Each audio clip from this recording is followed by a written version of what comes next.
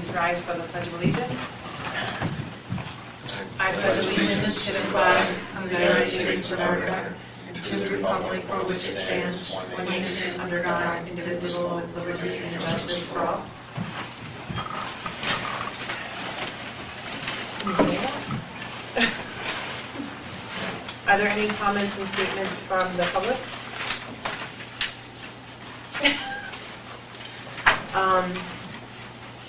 On to the superintendent evaluation and goals discussion.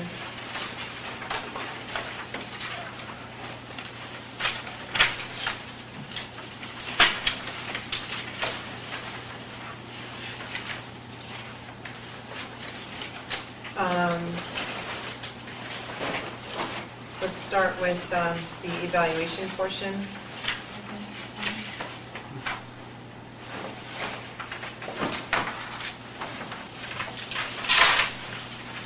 Or would you rather go with goals first? Does anybody have a preference? Are these the same as we saw last week? Yep.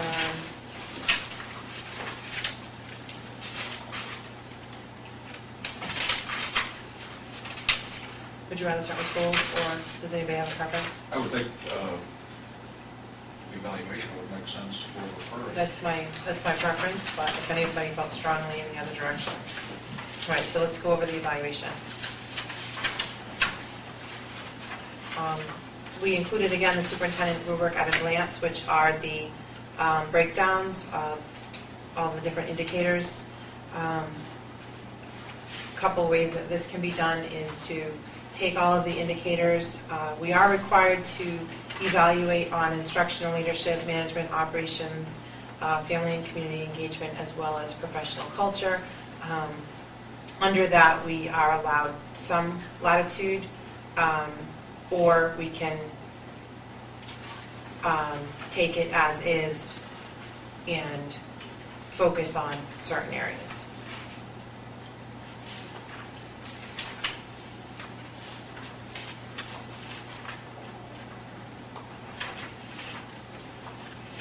Does anybody want to open up discussion on the rubric, or Yeah, okay. The 62 or however many individual items are here. We can decide on how many of these we want to use, and these are the ones that are going to be. These were the things that we would look at in the evaluation. And physically grade like we did in the past. These would be the different sections of that evaluation. Yes. The superintendent would need to show us proof of completion or improvement or whatever of that particular area, whether it be scores, whether it be the numbers of evaluations, if you were looking at the evaluation indicator for the teachers, et cetera, et cetera. So it would be basically lie on his shoulders to prove to us that he would either be unsatisfactory or that would show up in this form, like this. So let's just take an example. Let's just take the first one, standards based on unit design. So on this format, we'd have a section, and then yeah, basically you would go under standard 1A1. You would say, has the superintendent met the, for example, the district improvement goal of having 2 units per educator updated or created by the end of the year.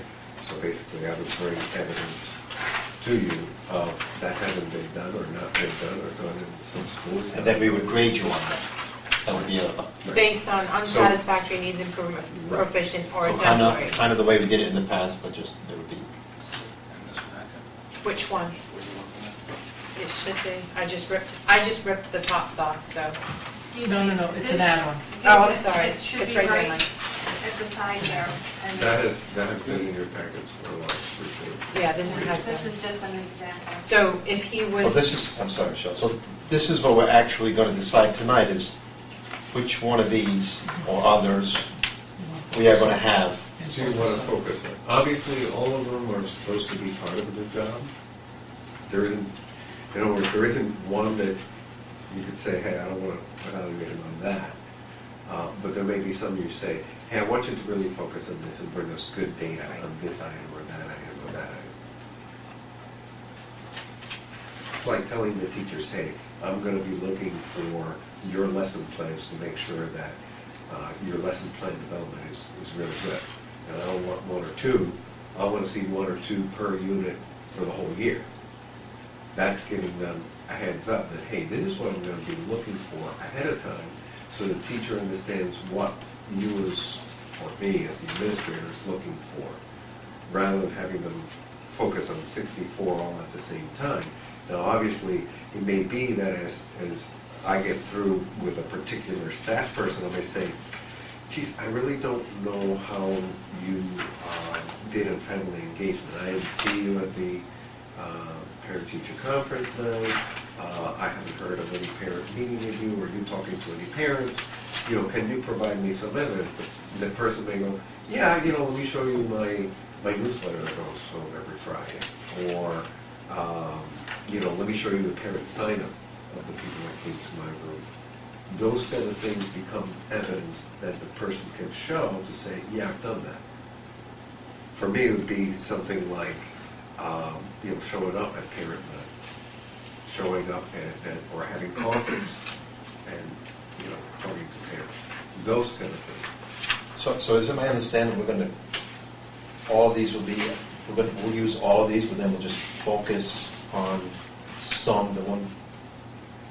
That's the way I understand it coming down from the state, and from my discussions with Andy Waugh and also Glenn Kuchar as far as... Yeah, I mean, I remember Glenn saying, you know, it'd be crazy for you guys to use, you don't have to use all 62 points, you could just pick out 10, 20, right, and focus on those. Mm-hmm. Michael? My understanding is the requirement is that we need 2 from each area. That's the minimum requirement. 2 A, B, C. 2 goals. Correct. That's on 2 of each standard. Not necessarily. What they're saying is it should be multiple sources of evidence. And so my understanding is wrong, but my understanding is that 2 from each category. The 2 that I would highlight, that I would include, certainly would be standard 4 and communication. Hold on, wait. Right here. Standard 4 is the 4th Oh, column. standard 4. Sorry. And D is the communications indicator, communication skills. C? D. I'm sorry, C. Yeah, C. C. Communications skills. I bring that up because it's tied to our current agreement, if you will, on certain areas of responsibility. The responsibilities are highlighted in many communications that we've had, including we're discussing the superintendent evaluation. I think we should be looking at the contract. We have an agreement with the contract. It stipulates, as I would like to read, as related to standard 4, C, communications indicator. I think this highlights a big part of skills. The contract of employment between the Westport School Committee and Dr. Colley reads in part, the superintendent recognizes he is engaged in a position of public trust and responsibility as the highest ranking employee of the school system.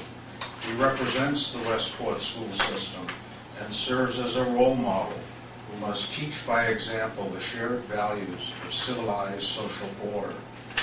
The superintendent's life, both public and private, must be exemplary. I would like to see that as part of the evaluation. Certainly communication skills. I have that one checked off also. Yep, I just heard.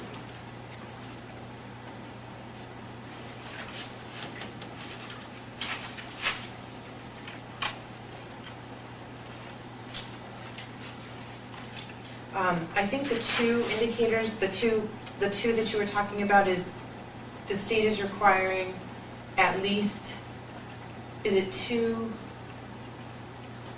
goals?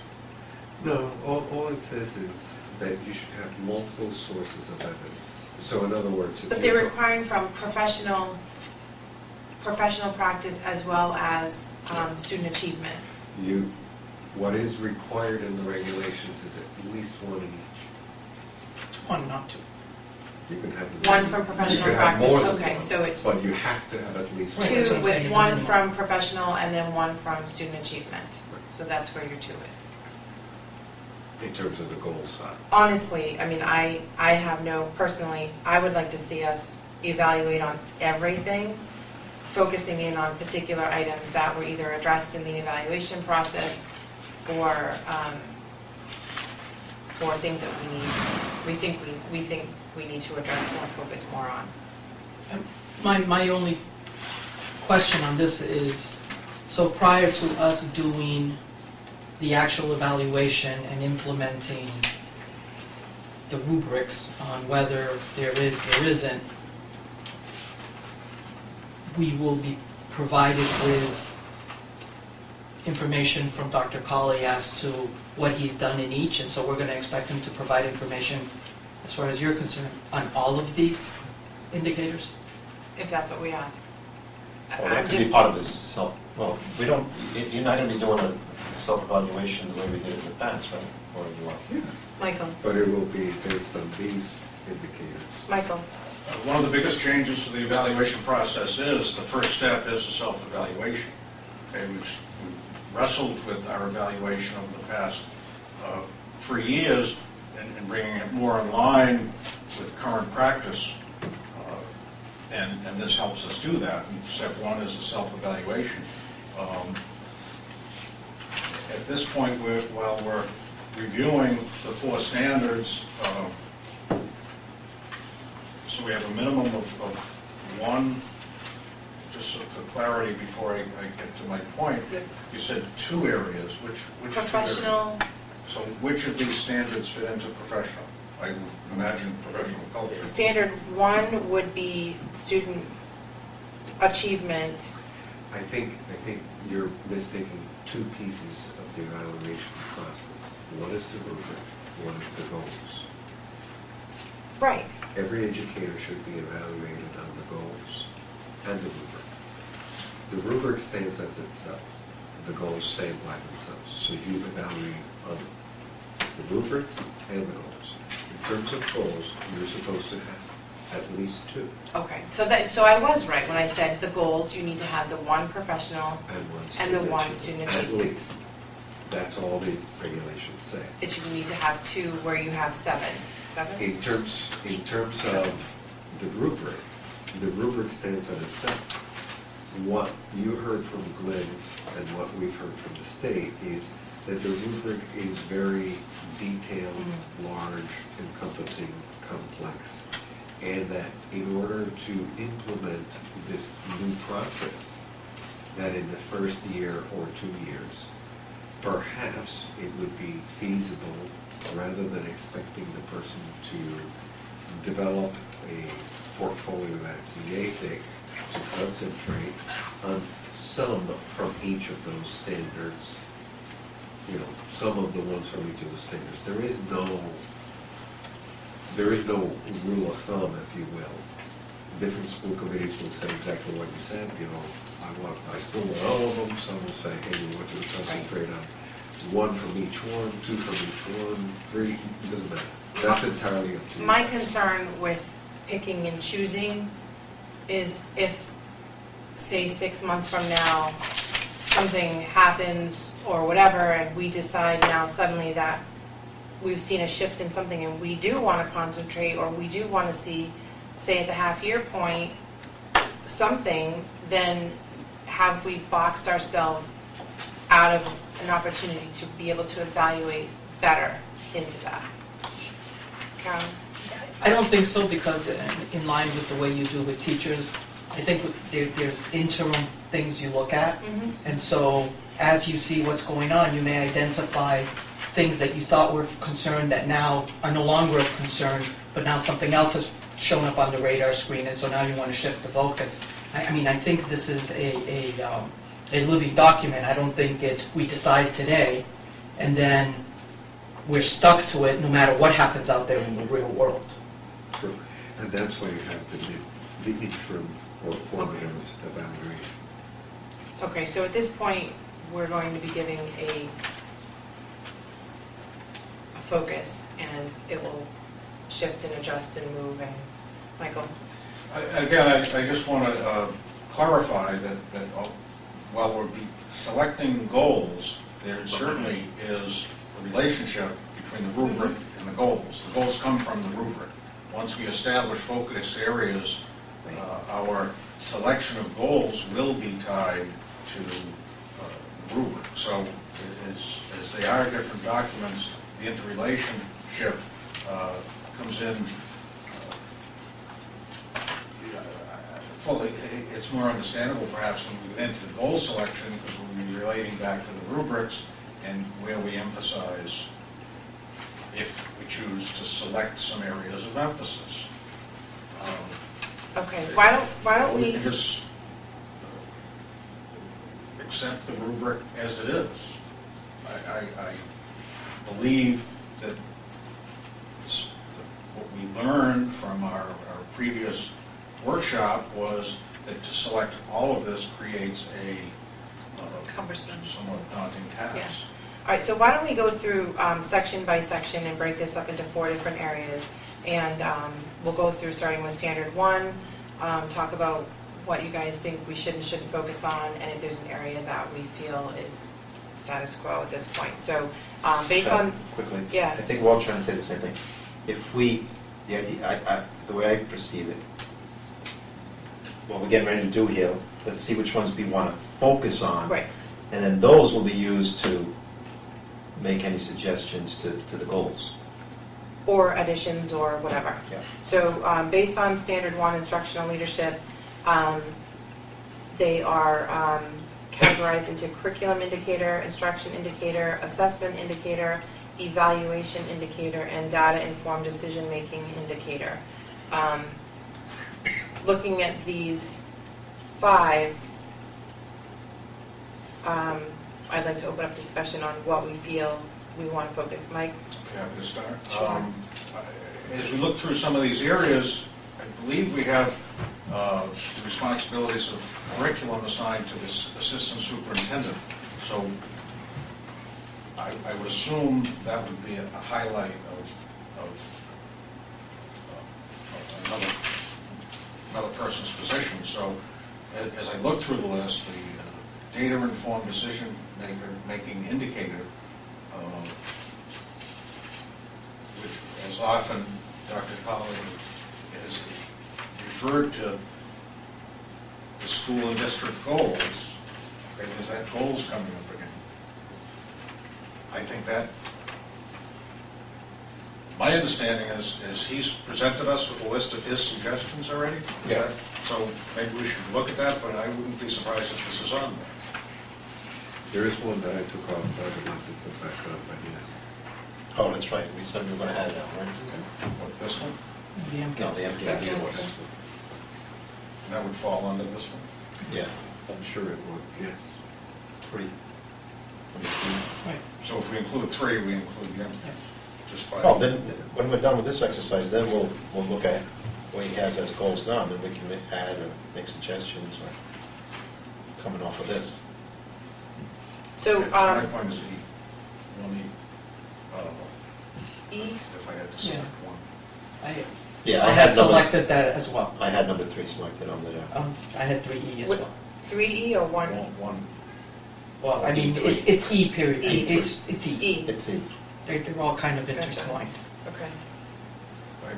E, data-informed Which is decision-making. standard one. Standard 1, E. Yeah. That's what you just circled on the sheet. Right. Well, I had checked off I number thought, 3. No, I no. thought you meant E1, which is knowledge and use of data. The first one under E. I was just, Roman numeral, standard 1. there you go. Okay, I got it now. E. Is there any other indicators? I think that's the one I would focus on, because I think that's where the superintendent's biggest responsibility lies. Dr. Tony?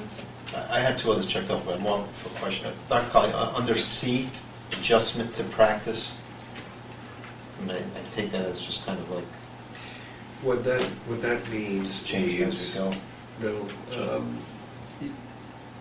this, remember, as a leader, it's looking at what I do to make sure that people are using a variety of assessments, and that the data they're getting from the assessments is leading them to make adjustments to practice. So if we're finding, for example, that kids in third grade are not reading well, and we find that there's other ways they could be doing reading instruction to get them to a better performance, it's what did I do to make sure that that happened? Like trying to achieve 3,000 down to the third grade, talking to the teachers about instituting guided reading. I think that's important, because of the question I asked last week, and I'm not saying we need to change what we're doing, but last week I asked the question, are there any gauge, anything that we could gauge with kids this year compared to last year thus far? And basically we don't. So I'd like to see us to be able to, earlier in the year, make those steering corrections if we need to. Whatever that is, whether it's, hey, this is definitely not working, or let's focus on this, So I don't want to wait till we get the MCAS in next September or August to say, well, gee, we should have focused, If we could do a mid-course or correction, I'd like to see that. Just at least, everyone at least be open to that. And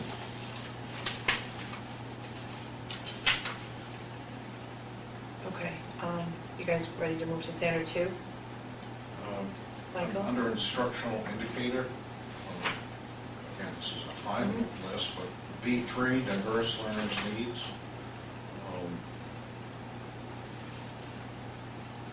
It's an area we have been focusing on and will continue to. I'll get back, so without further comment on the list, before we move Yeah, that's on the fine. columns, it would make sense to me if I had Dr. Colley's list, do you have a list of rubrics you believe should be highlighted? No, I did not do Okay. that part, because I figured we'd have that discussion here. So based on what discussion has been had, are we in line with what you would be thinking as well, as far as any of this? My only other thought is, I don't know, do we look at evaluation indicator at this point, because it is the first year, and this is a new process for you as well. It is. So, One of the things that, and again, I'm just going to speak not just for me, but for all the educators in the Commonwealth, is a lot of people who are in leadership positions are focusing on that part, the evaluation indicator, because it isn't. right, It's kind of like the big elephant in the room. If the whole system's going to change that has been monolithic for the last 20 years, and you make a radical change, that would be an area where you want to be able to talk about how this happens, what is the superintendent, or this is a superintendent to the principals, what are we doing to change the process? Not just because we ratified a change in the contract, but how are we actually going about changing that process? So for example, today I've done 3 observations last week. Today I brought them up, sent them off to the teachers, told them if they had questions to contact me, a couple of them we're going to go see. So that would be, for example, the observation and feedback. right. You know, See, I think this is a section that I would like to, at least for the first year, include at us looking at a little harder, and have that feedback. How many evaluations did you do? How did they, you can't tell us about them, but you can tell us how they went, what happened, what the process was, what adjustments were made as the process went on, how we can improve the process, make it faster, better, or more helpful. you could You could include sample observations if like you block out the names and, you Okay. know, because they could be generic. I could have 6 people at the middle school that I observe. You would never know which one it is unless it was very specific in the observation as to how I wrote it up. So Michael? you could conceivably get that. And I appreciate the superintendent's comments that he was speaking for all educators in terms of leadership team that are focusing on this. I question the emphasis of the superintendent in the process versus the results, and that's why I don't see this as highlighted under the superintendent's evaluation. I don't know that the superintendent should be out doing 3, 4 evaluations. I think the process calls for the principal, department heads, assistant superintendent, and I believe that the oversight of that falls under some of the other indicators. The communication skill that goes along with relaying whose responsibilities are what. I don't believe that a superintendent's time is best utilized because of the pressures on the principals or whoever's also doing evaluations. There is a piece of it, however, that you mentioned, and that is the coordination, the implementation, making sure people are doing it right, giving the opportunity for staff to come together and talk about what's working, what's not working. That I do see as part of my responsibility. You know, in part, the regulations also ask the superintendent to basically get out of his office and get into the schools, which I used to do anyway, but now I'm using the opportunity whenever I go into the schools for whatever reason, that I give feedback to the principals on what I saw, and in many cases I write it down. So the observations may not be necessarily of teachers, although I'm still doing that on a limited basis with just the new staff. But I'm also going in, for example, at the elementary school, I've gone in several times to observe how the day starts and how the day ends. And I've done the same thing at the Macomber school. And I write an observation, not necessarily of individual teachers, but I write it as what I see the school doing well, perhaps things that need to be changed. And I give that to the principal. So in that sense, there is a part of the superintendent requirement that needs to be a part of this.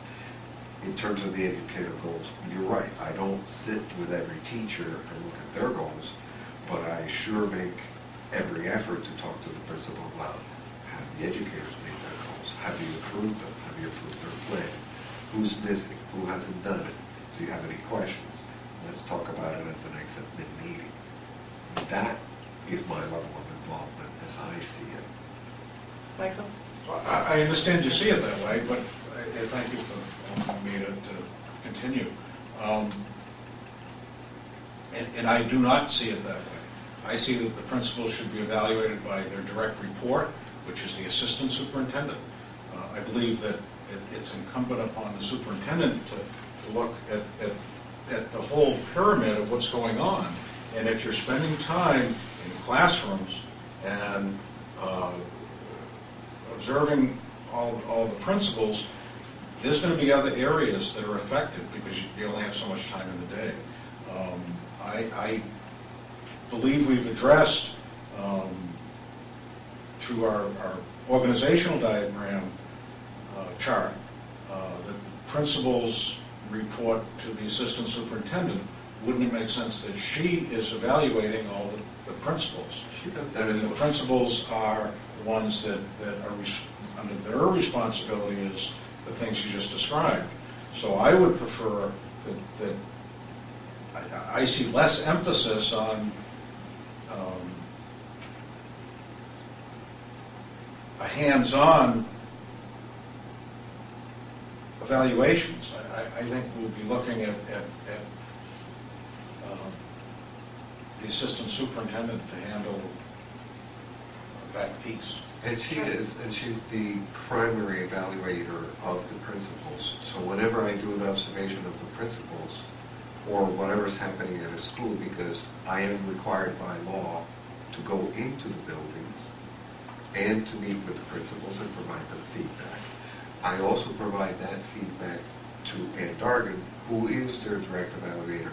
So I'm like, just like I'm not the direct evaluator of the principals, whenever I do an observation, I send them a copy so they know what I saw. So I'm just a second set of eyes, not just for the educators that I do see, but also for what's happening at the buildings that I happen to see when I'm there. So when I go for things like parent-teacher conferences, and I see the principal doing a great presentation to the parents that are there, I write it up, send it to the principal, but I also send it to Ann Dargan. Carolina? My only concern right now is that we're in standard 1 and we've checked off B, C, D, and E. No, we didn't. It was just opening it for discussion, and that's what this is for. Okay. And I think it's been good discussion. Michael has some very good points. Tony? Oh, go ahead. And I would ask of Dr. Colley, which of these standards are you looking, or you think you want to be looking at focusing on? I know the evaluation indicator is one, you've laid out the reasons why, but are any of the other ones that rise to the top? Not that we have to do them all and we understand we have to do them all. So far, I think, the instructional leadership piece is one of the most important ones. I think,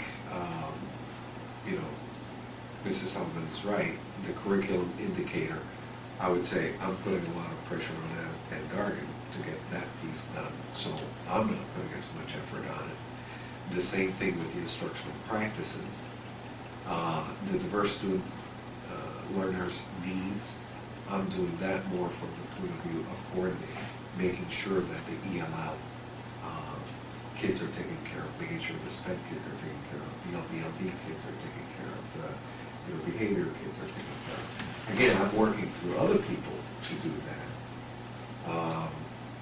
But when it comes down to like the adjustments in practice, that I see as a key role for the superintendent, trying to look at the whole and say, as you said, what pieces do we need to change based on the data that, for example, Ann Dargan's bringing to me, Beth is bringing to me, and Harkin's bringing to me, or the principals are bringing to me.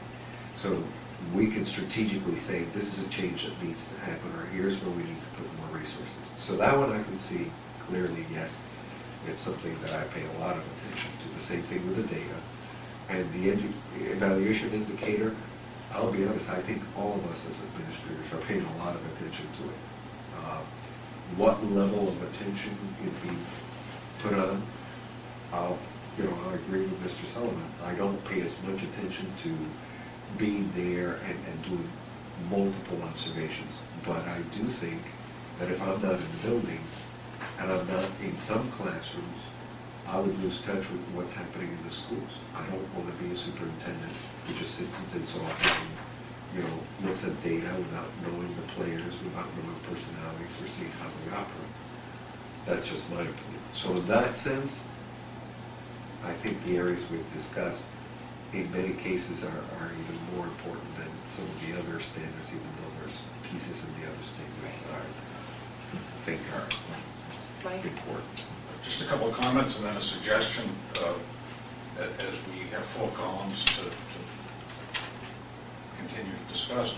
I think under a couple of comments first was under the diverse learners' needs, the many areas of students is indicated, but also the AP students are diverse and the gifted students are diverse, and that's areas we've talked about before.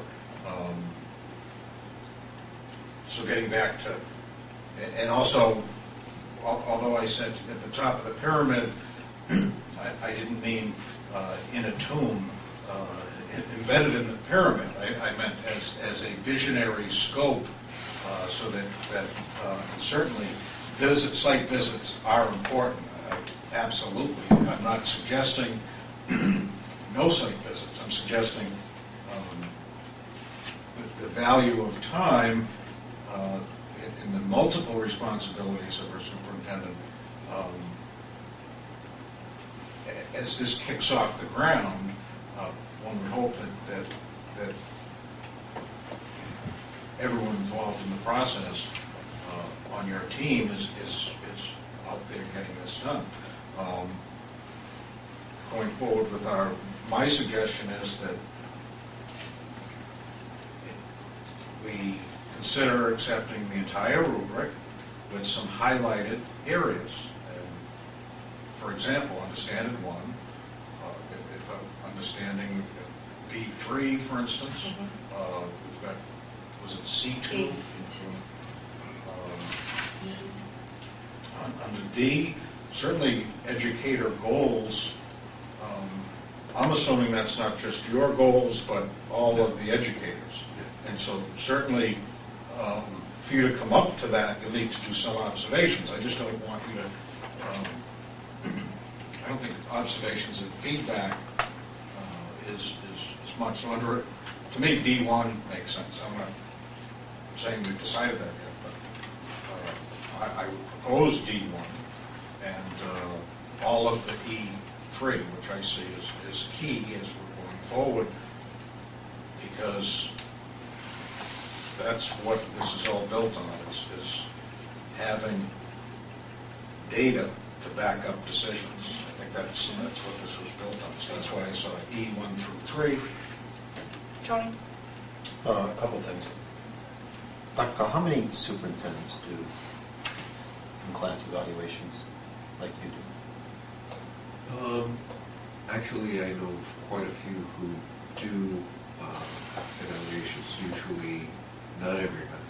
Usually they pick on certain groups, either being, this year I'm going to look at people in the high school, and I'll do spot checks around the high school, or they'll go and say, this year I'm going to go after the new people, or I'm going to go after the specialists, or I'm going to go. So many of them do. I remember, even in Nantucket, we used to do evaluations together all the time. Usually do people. Do you do them now with the administrators together?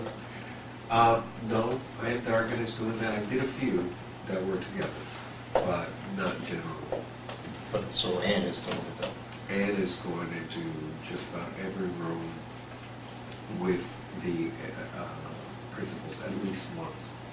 Doesn't mean she's going to do that all year long, but she's trying to get into every room with the administrator for two reasons. One, to make sure that principals are seeing the same things she's seeing, which is also why I said what I see to the principals, so they can look and see if they're seeing the same things.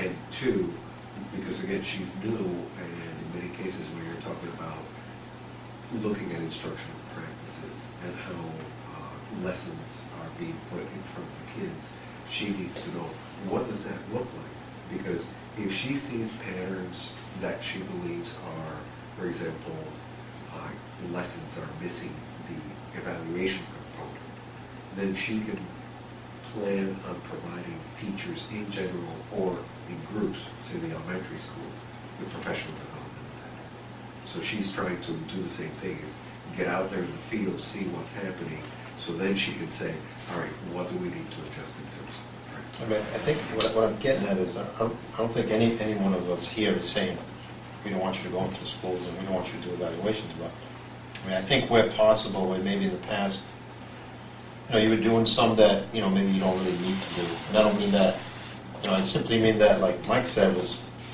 just to give you more time to focus on other things. I mean, you're the top of that chain. If there's a big picture guy, that needs to be you.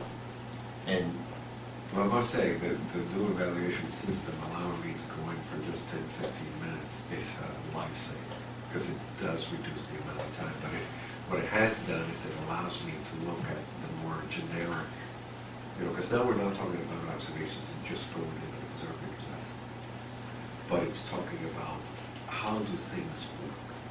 So I can be, for example, on parent teacher night and make a suggestion to a principal, you may want to gather the people before they go off into the classrooms. And that's your opportunity to talk about how they can help in the classrooms. That's your opportunity to talk about, you know, how the kids are doing in reading and math.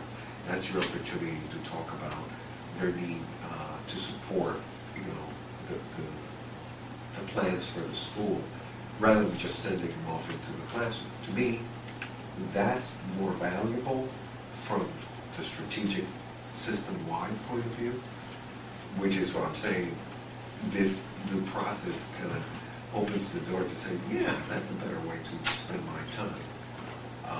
And I've reduced the amount of time that I spend on observation. And that's how I look at this standard one generally, is more of a, as far as it relates to the superintendent, it's more of the big picture, Right. not breaking it down, you know. I mean, that's how I would evaluate these items, is more of the big picture. So I actually think Mike summarized standard one. I think the discussion that we've had quite well. Is anybody have any issues with focusing on those particular indicators? Standard one, B, instruction indicator number 3, diverse learners' needs. C, assessment indicator number 2, assessment to practice. D, evaluation indicator, the educator goals, and then E, in entirety. Is anybody opposed to that as our focus? All right, on to standard 2, management and operations. These are the operations of the school. Environment indicator, human resources management and development indicator, scheduling and management information systems indicator, and law, ethics and policies, and fiscal systems indicator. I'm interested in the fiscal systems indicator. I think that the budget's very important. I think that the way it is presented, digested, and worked on is very important with regard to how we make our decisions and the information we're provided in order to enable us to make those fiscal decisions, as well as what the public hears with regard to what the actual finances of the schools are. I think that's an area that I would like a lot of focus on. Tony? Yeah, to add to that is, it's a lot more than just the internal number crunching and, you know, projections and this, that, and the other. It's how we sell it. And I don't mean that, you know, in the devious way, but I mean how it's communicated, how the need, how the budget, the actual budget number, how that's communicated to the town, to how it's presented, so that it is properly digested and, you know, and we gain favor. And that's that's the one area where, you know, we just haven't been able to do it. Are we getting better at it? I don't, you know, it depends who you talk. Charlene? I think that the budget... Oh, I'm sorry. Go ahead. Go ahead. I'll get you next. Go ahead. I think that the way the budget looks is confusing, and I think that we need to work on trying to figure out a way to make it less confusing so that the general public understands exactly what it is we're doing and the decisions we're making and why we're making them. I may not agree with them, but there's a basis for the decisions we're making. It's not just a willy-nilly decision.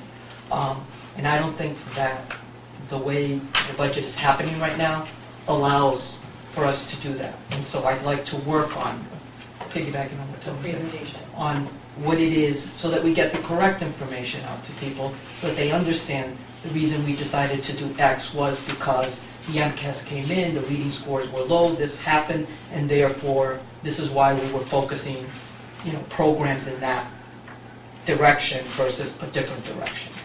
Michael?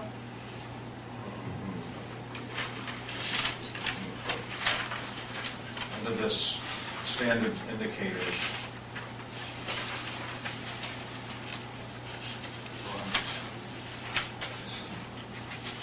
Did we miss some?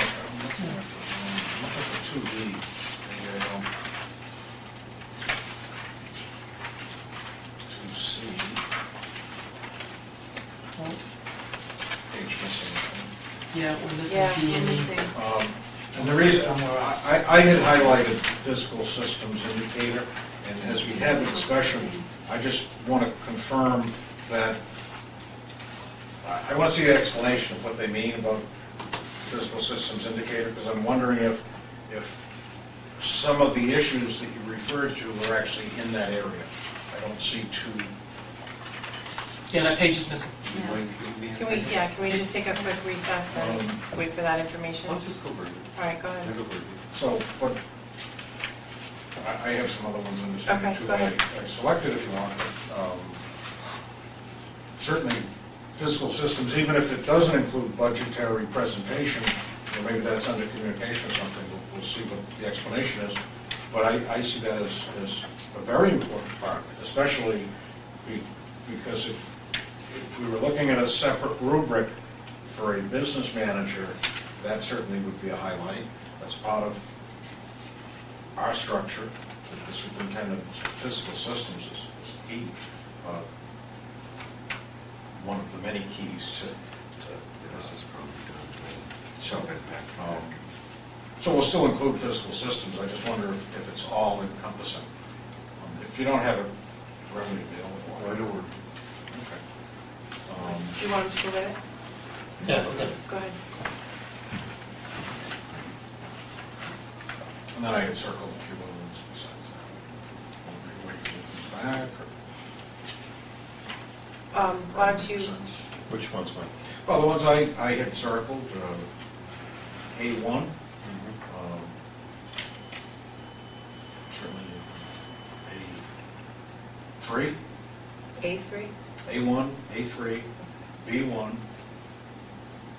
C1, and D2.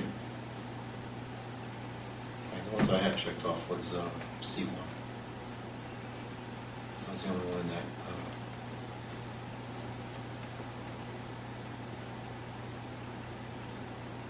The only one I was really interested in was the E in this particular thing. We'll wait till it comes back before we discuss I it. don't think I saw it. This is where I wish we had the computers. No. Yeah, because you can just look it up. Sideways. No, that was, Karen can do it the other way.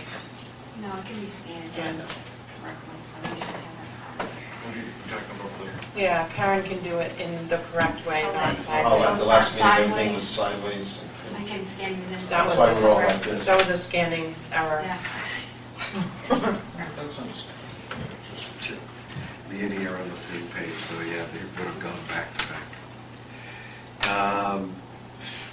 2E, Yes. develops a budget that aligns with the district vision, mission, and goals, allocates and manages expenditures consistent with district school level goals and available resources. That would be kind of supports the discussion we had, answers my one question. Now, Michael said he had, or he also wanted to talk about A1 and 3, B1. I think one. We haven't discussed it yet. No, but I'm saying, I think those you had. Those we have. Okay. It was just the I'm just letting D you know. and E that we were missing. A1 and 3, B1, C1, and D1. Mike, do you want to explain? Is it D1 or 2? D2. Sorry, D2. D2. Reliably demonstrates outcomes and reflecting integrity and fairness, protects administrators, student, family, and staff confidentiality appropriately, and expects all district personnel to reflect this practice. That's proficient. That was D2. 2D2.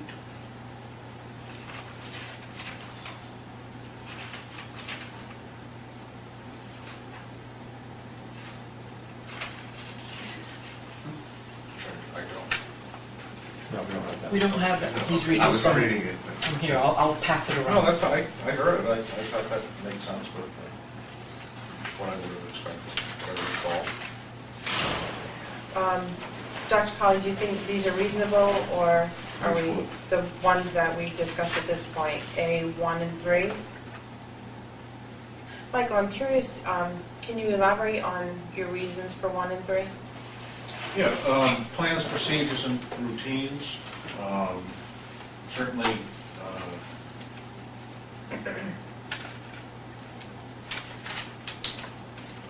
it's areas that Dr.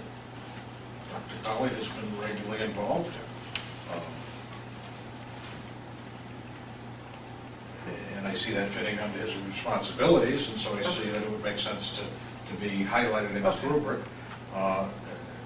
Especially number 3, student safety, and health. How it relates to what, Mike? I mean, obviously, Is it the bullying? Maybe we should. I mean, like bullying, that you mean? Well, I think that Why would don't, why don't we see what the state calls, Exemplary?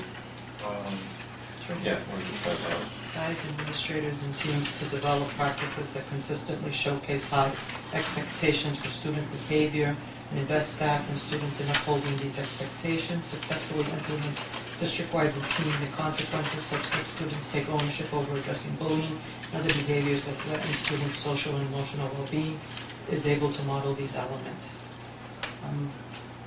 Paraphrasing. No, I read it, exactly. The exemplary, I read it. Oh. I'm not paraphrasing. So it's more, it's kind of, it has to do with school climate. Yeah. Yeah. I mean, it's important. I just think that, in my opinion, we still have 2 standards to go, and I don't know what our goal is. Do we want 30? Do we want 20? But we're already up there in numbers, and there's 2 more places to go, and I know there's a couple of places that I'm probably going to check off more numbers. So I see that as an issue, but I think this, to me, is more the principals and the environment they create in their building. Yes, he oversees it as a whole, but I'm not so focused on the environment indicator. That's just my opinion. That's why I actually wanted, I was curious if you had something I see particularly in that, mind. Is this, should I have this? Yes, you have it. It's right there. That's what you've been flipping through. You just have to get to standard 2. That's what that is. I think some pages didn't go back to that. It's page A8, Mike. If you look at the bottom of your sheet, The original. down here, it says A8. So 2A, Down at the bottom right, A8, 22, 23. A-8. Then I go right to, B. That's probably. Oh, you see, it's B on this. Oh, because it was double-sided. Double-sided. Oh, are you looking yeah, for I B? go right down here, so B is missing. B is Jumps to missing. C, jumps to C. You know why? Because it was It was double-sided. double-sided. And then we don't have D. Oh, In E, but we just got Yeah. Can D. you copy that? Can you go copy that so I have it? this is what I think it's fine. I think we're fine. I think Yeah, it's fine. I think we're fine. Are you I mean, okay? if you want to get a pizza. Are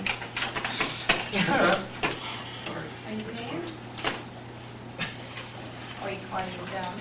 And, Yeah, just in response to that section, I think if we look at all levels of evaluation from unsatisfactory to exemplary, they continue to highlight this concept of the superintendent's role in meeting that indicator is developing systems and supporting administrators. So I'm just wondering if principals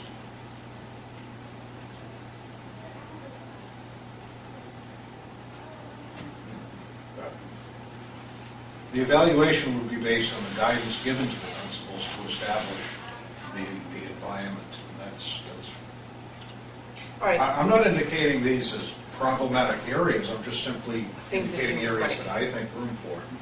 But these are the areas we want him to focus these would be on as focused far areas. as giving us information, Right. So follow-up. why don't we, we've highlighted a few areas under standard 2. Why don't we move to standard 3 and 4 and see what we end up with, and then we can go back and Okay, but we're done with 1, right? I think Yeah. we've Yeah. already. Michelle, before we move on, can Yeah. I, Dr. Colley, C, time for teaching and learning. And C1. I'm not sure exactly what it says C1. about that, but I would, again, to me,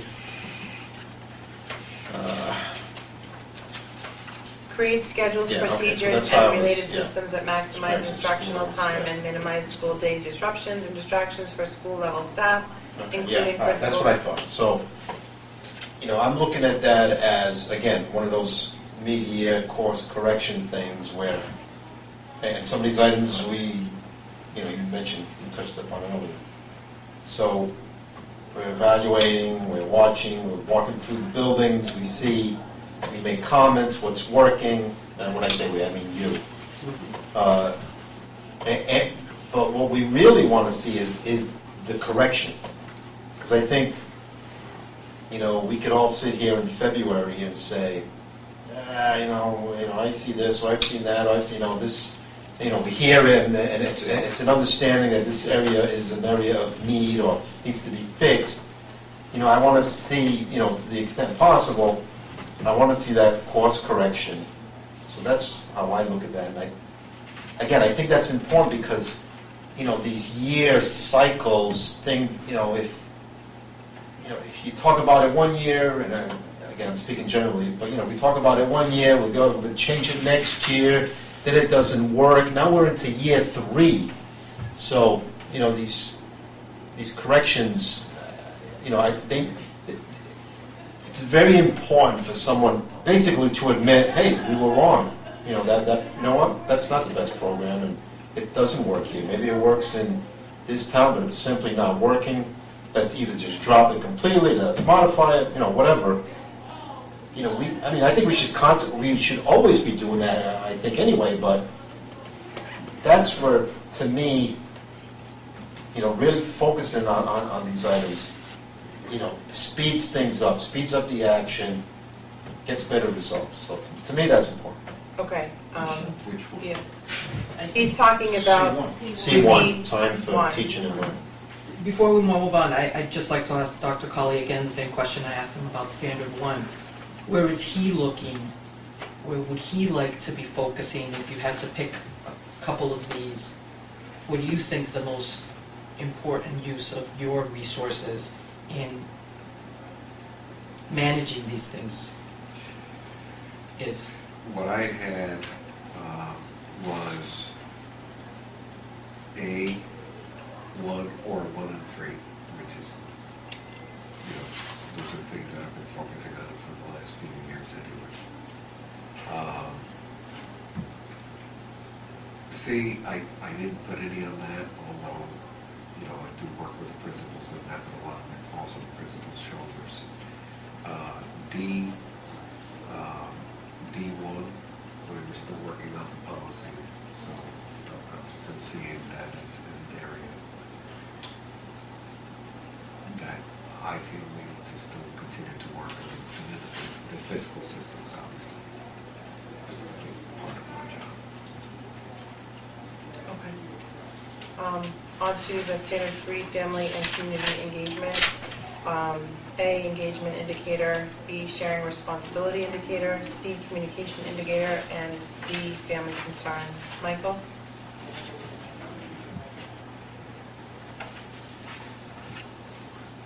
Oh, Carolina, you got your hand up. Yeah. What I checked off here was the community and business engagement, which is A2.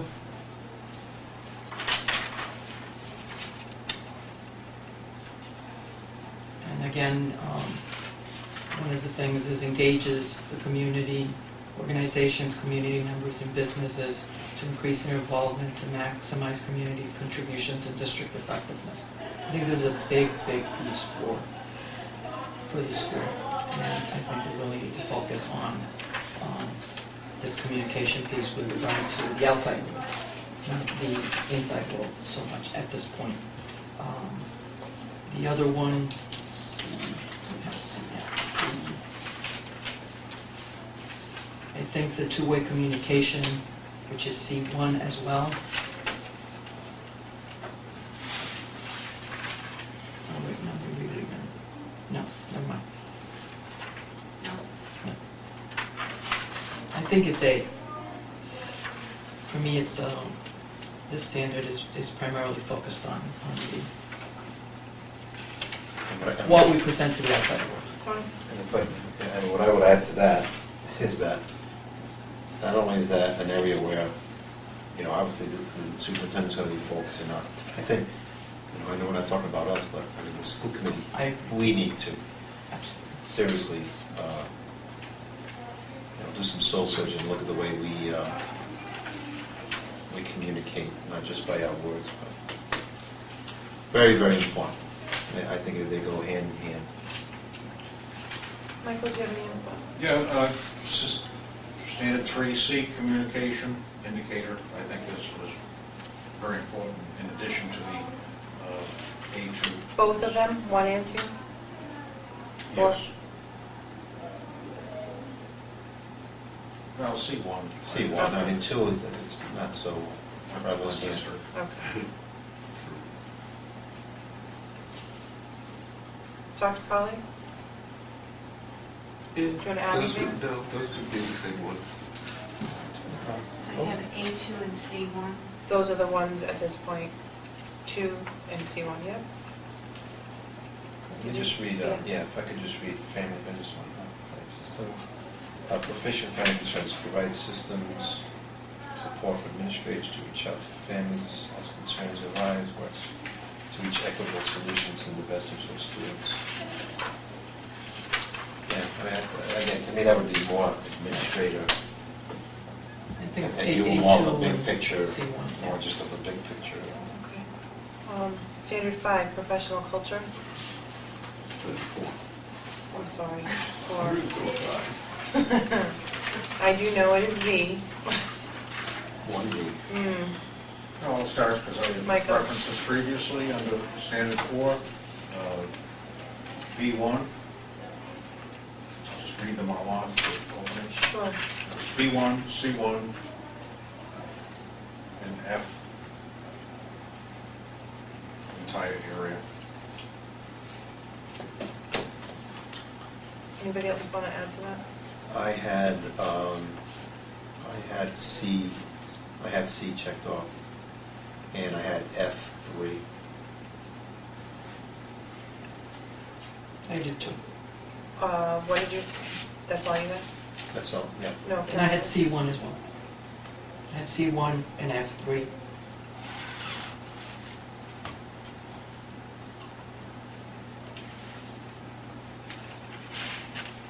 Dr. Colley, do you want to add? I missed one. What did you- C1.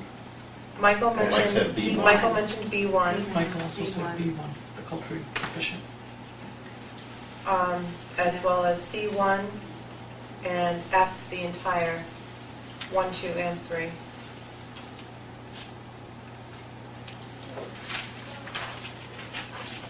I would say, in my mind, I'd have C1, because people have mentioned it in the past. Let me look at B1.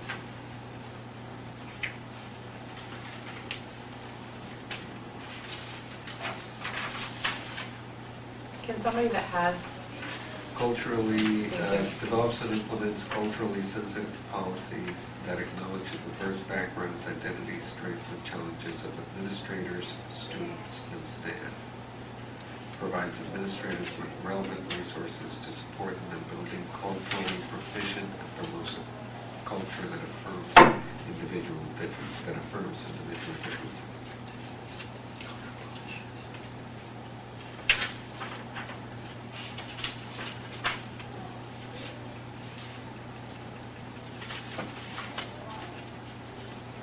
Michelle? Carolyn? I understand that there's a lot of different definitions of diversity, and I know that very, very well. I deal with it in my profession constantly. I just think that that piece of our district doesn't rise to the top of concern for me personally. And I would rather see focus on the managing conflict indicator, the 3 specifically, or maybe the entire arena of it, and then the C. But believe me, I am sensitive to the diversity piece and all that. I am like uber sensitive. I just don't see that as, you know, a red flag in the system. Okay. At this point, we have 5 indicators in standard 1 that we've narrowed down, 6 indicators in standard 2, 2 indicators in standard 3, and 5 indicators, which includes B, in standard 4. So 10, 6, 7, 8, 18 indicators. Can Is that what taking B1 off? That is including B1. Take B1 off, Yeah, we can take okay. B1. Rather than getting into my Okay. thinking of that, Okay, that can be on our own. so that breaks us I mean, down. Mike, I think, Michelle, Yeah. I mean, I think if you looked at it, just read 1, policies and practices, that's very important, but, you know, it's on the cultural proficiency. I don't know if policy and practices is Well, I somewhere see- else on here under a different standard. I see cultural proficiency indicated. I don't see it as sensitivity to our district's cultural, Physical culture, but the preparing town for culture, the you world. mean? No, I see it as important, but I don't see that as fitting in under superintendent as much as perhaps curriculum or building. I just see it as a piece that perhaps is more important that it's included in our multiple rubrics, and I agree that perhaps it's not to be here. Caroline? I think on standard 3, we've only got 2, and I think there seems to have been pretty much consensus, so I would be in agreement to have A2 and C1 be the things we're focusing on for standard 3. Okay. Yeah. Is anybody else opposed Okay, to that? standard 3, what are you at? A2, A2. A2. C1. C1, okay, so. I actually think we may even have consensus on 4, removing B and Yep. sticking with the C communications indicator 1, and then the entire section of F.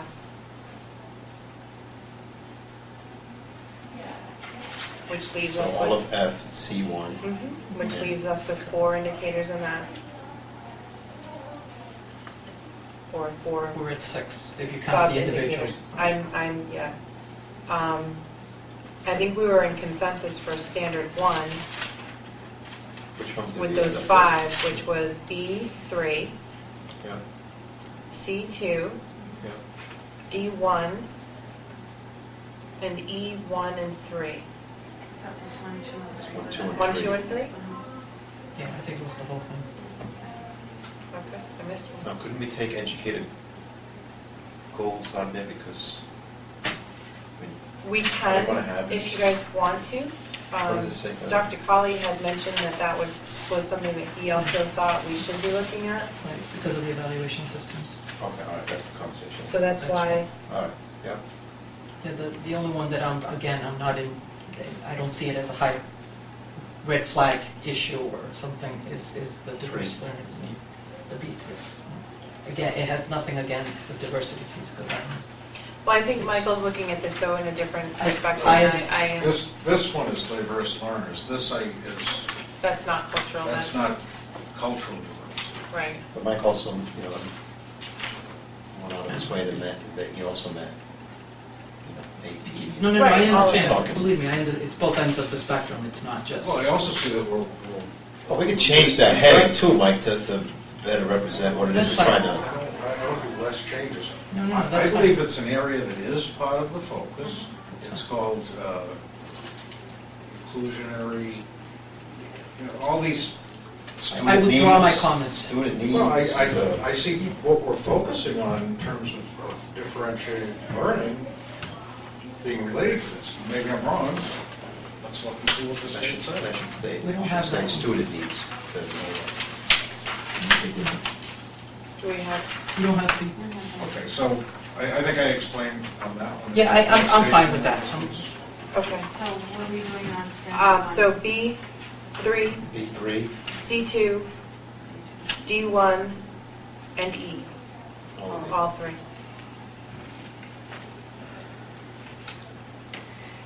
Now, the only one that we are at 4, we are at 10, 12. nice, so 2. 6 in standard 1, 2 in standard 3, and 4 in standard 4. Standard 2 is the only one that we had some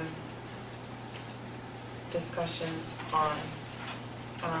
I think we all agree that fiscal systems indicator is a necessary indicator, so I think that one needs to be there. Dr. Colley indicated that the environment indicator, section 1 And 3. and 3 were also things that he thought were also important. So we are left at this point with B1, C1, which was yours, Tony, and then D2. Well, again, I'd like to keep C1 for the reasons I stated.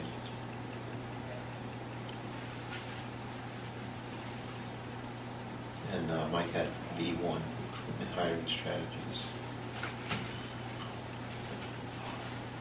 So we have 4 in that category, right? No, we haven't decided yet. Oh, okay. We decided on fiscal. Tentatively 5. I have 5. 6. You have 6? Yeah, I had 6, but we're still discussing. Just as we go through this, maybe the final pass, is that structure of adopting the entire rubric, these as Focusing on, highlights. that's what I think we should be doing. Right. I think especially as we get into a particular category, Mhm. if we have one Some highlighted, overlap. I still think it's worthy of knowing what else fits under Yeah. there. Absolutely. If I'm understanding. Yeah. Well, I mean, okay, so we just narrowed down to 12, right? 12, We have and then we're 12 trying to right now. finalize this one. Okay, so we end up with 15, 16, so I think from those, then we could look at his goals and tweak those if necessary. Right, but let's see what we want to do for standard 2. But in support of the longer list under standard 2, it's management and operations, okay? There is, some of these indicators wouldn't be here if the responsibility of business manager wasn't also assigned to the superintendent. So that's why I believe, for example, recruitment and hiring is, in certain structures, human resources falls under the business manager Can you read, in larger schools. can somebody read, do we have that one? No, we don't. Can somebody read recruitment and hiring? B1. Leads B1. district recruitment and hiring processes, and through it consistently identifies effective administrators and educators who share the district's mission. B1.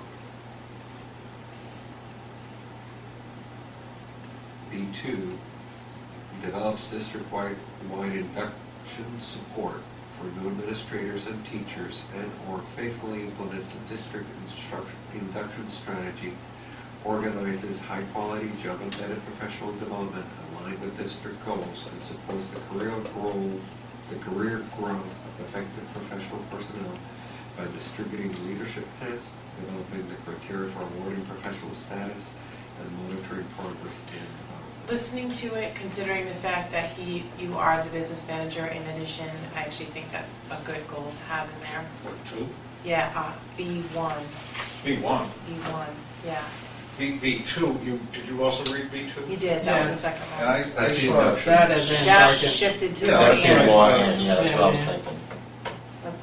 So, do you guys agree that we'll keep 1 in there? So B1,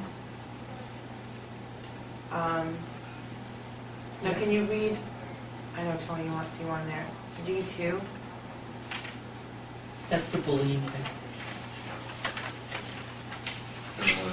B2 reliably demonstrates sound judgment, reflecting integrity.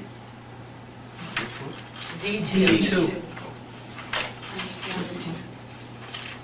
Reliably demonstrates sound judgment, reflect the integrity and fairness, protects administrators, student, family, and Oh, staff that wasn't- confidentiality and corporate non-bullying was one of them, Okay. A3.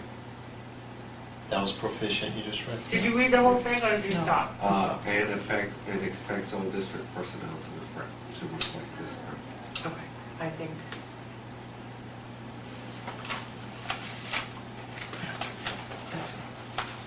Can I share with you?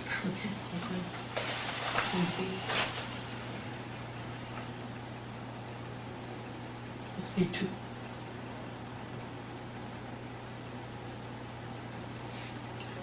We're doing D1. Right. Michelle brought up. That was No, no. D2. Right, I know. What? D2. I see you too. Oh, sure. That, I read D2. I don't have a problem leaving that. Which the definition doesn't seem to, the title seems a little different. Again, I'm not looking to expand the numbers. If we're going to be looking at it all generically, I'm looking to try and focus on the areas that I think need focusing, and it just is not ringing bells for me.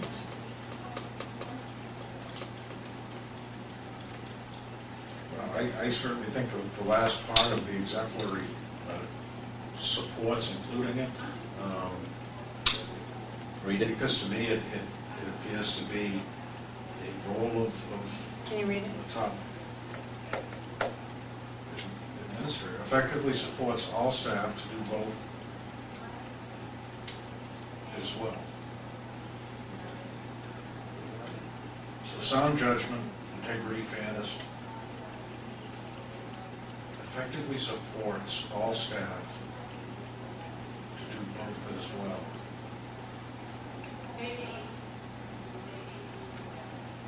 Only one was 3. Right. I'm confused.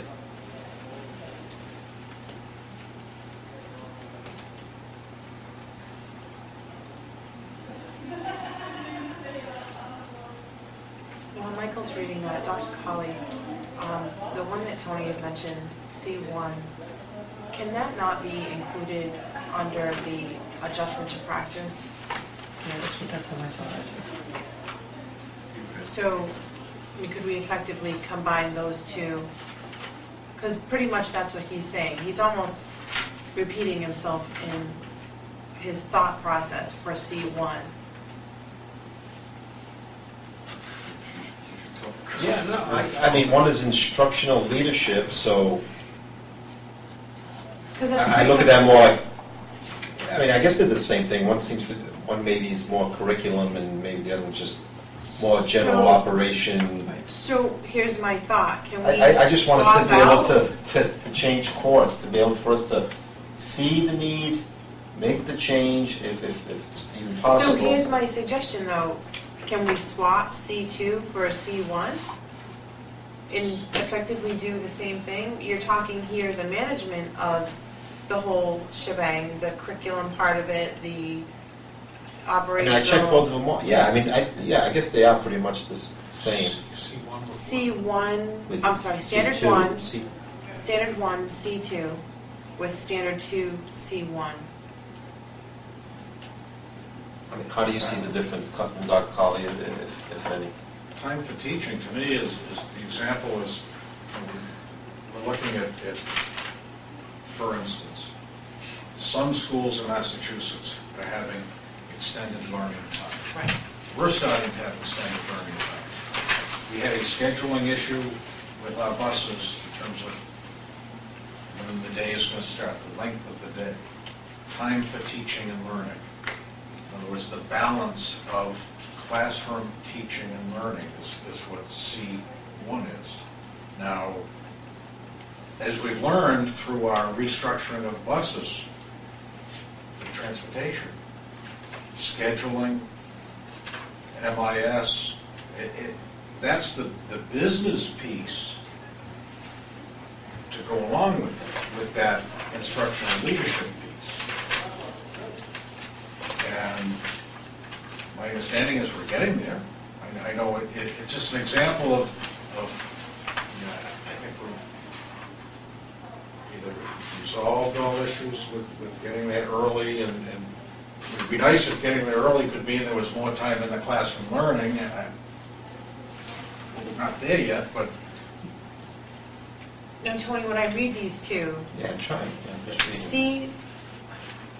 C1 looks to me like it refers specifically to the time, making sure that they're not being pulled out of the classroom for things, making sure they physically have the time to do the teaching that they need to do. Standard 1, C2 is more, I think, where the focus is that you're talking about on the curriculum adjustments. This one looks more like it's, I think, that, I mean, it depends how you read it, but yeah, C1, okay, on the standard 2, C1, the time in teaching learning. it's talking more about schedules. Yeah, I mean, it's That's more the principles. the create schedules, procedures as related to system, maximizing instruction. So I mean, It's it's instructional time. and not instruction. consistently monitors the extent in which these systems are affected. So I mean, I read that the same way. I mean, you're in the school and it's December and you realize, you know, hey, this program that we started or this practice that No, we're it isn't doing. talking about programs, it's talking about time. Well, it's I mean, Minutes of instruction It's is what talking about not curriculum. This first one is talking about curriculum. I mean, you This guys know what I'm trying to get at. So No, I whatever understand. one, And whatever that's one what- is, I mean, Dr. Colley, which one? You know what I'm- There are two separate issues. One is, you know, can we adjust practice to make sure that if something's not working on a And that's program what you or- are talking that's about. my more my concern. Well, that's.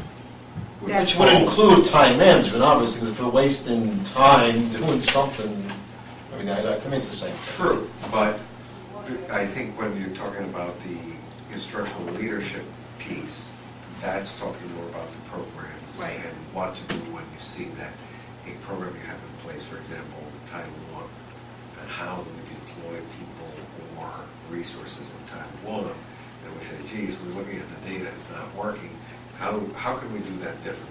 That's one. Yeah, But then, when you're talking about time for teaching and learning, it's more like what Mike was talking about, you know. If the buses are not getting there on time, can we adjust the buses? What do we need to do to make sure the buses get there on Right. time? all right, that's fine. I'll concede If they're that, that's fine. spending way too much time and going between class to class, can we cut that time down? Is there a way to efficiently move students around the building? That's more of I mean, what as long as we all C1 know what the point that I'm, We didn't. that's I fine. Yeah, think so we they're can, both if we want to, important. Don't get me wrong, I think they're both important, because if the kids are not in the classroom, they're not gonna learn. If the kids don't have the right programs, they're not gonna learn. was C2 already in there?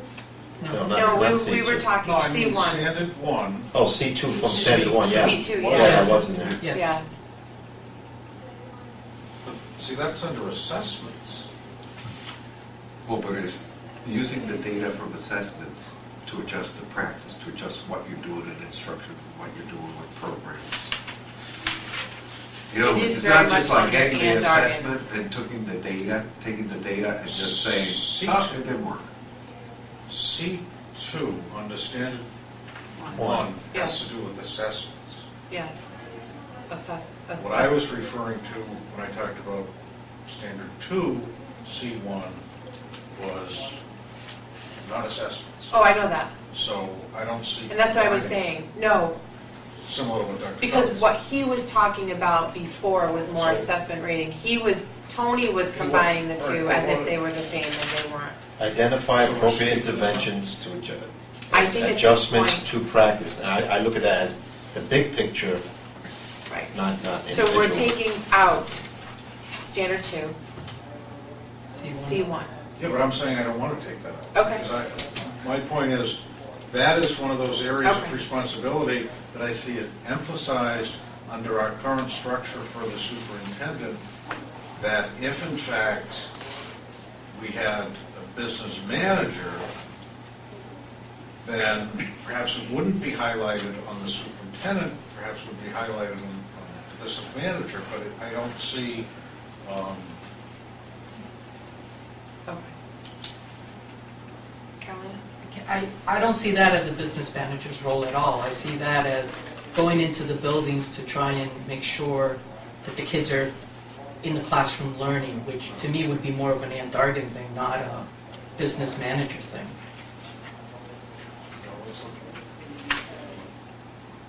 This has to do with creating schedules in MIS, okay? And I believe this has to do with certainly our IT department systems can create more learning time if there's some things in place to alleviate. I mean, this is under the management operations, scheduling, and management. I don't think it has anything to do with touring buildings. This has to do with that. I just don't see that as the business administrator's role. That's just my opinion. I see this tied to curriculum, tied to learning. I see the business manager as the fiscal person, the one that's out there crunching numbers and doing the budgets and whatever, and he's being told by the curriculum builders. Typically in IT, I say typically, I don't know, I haven't analyzed everything throughout the country, but oftentimes, I know that, an information IT department reports to the business manager. So in our case, our IT department reports to the superintendent. Scheduling and management information systems indicate, again, management information systems has nothing to do with curriculum. Management information systems is your IT department. Right, but this is specifically related to instructional time, which is the time in the classroom. Where? What it says is, the definition of proficient for C1, and it is on your sheet, says creates, schedules, procedures, and related systems. It's page A10. Create schedules, procedures, and related systems that maximize instructional time and minimize school day disruptions and distractions for school-level staff, including principals, and consistently monitors the extent to which these systems are effective. So to me, that looks The definition is more administrator. It sounds more principle-based to me.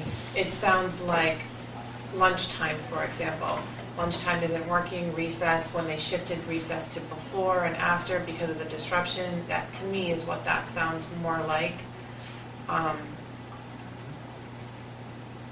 Or maybe the development that they have where they're taken out of the classroom and minimizing that. That's how I see this one.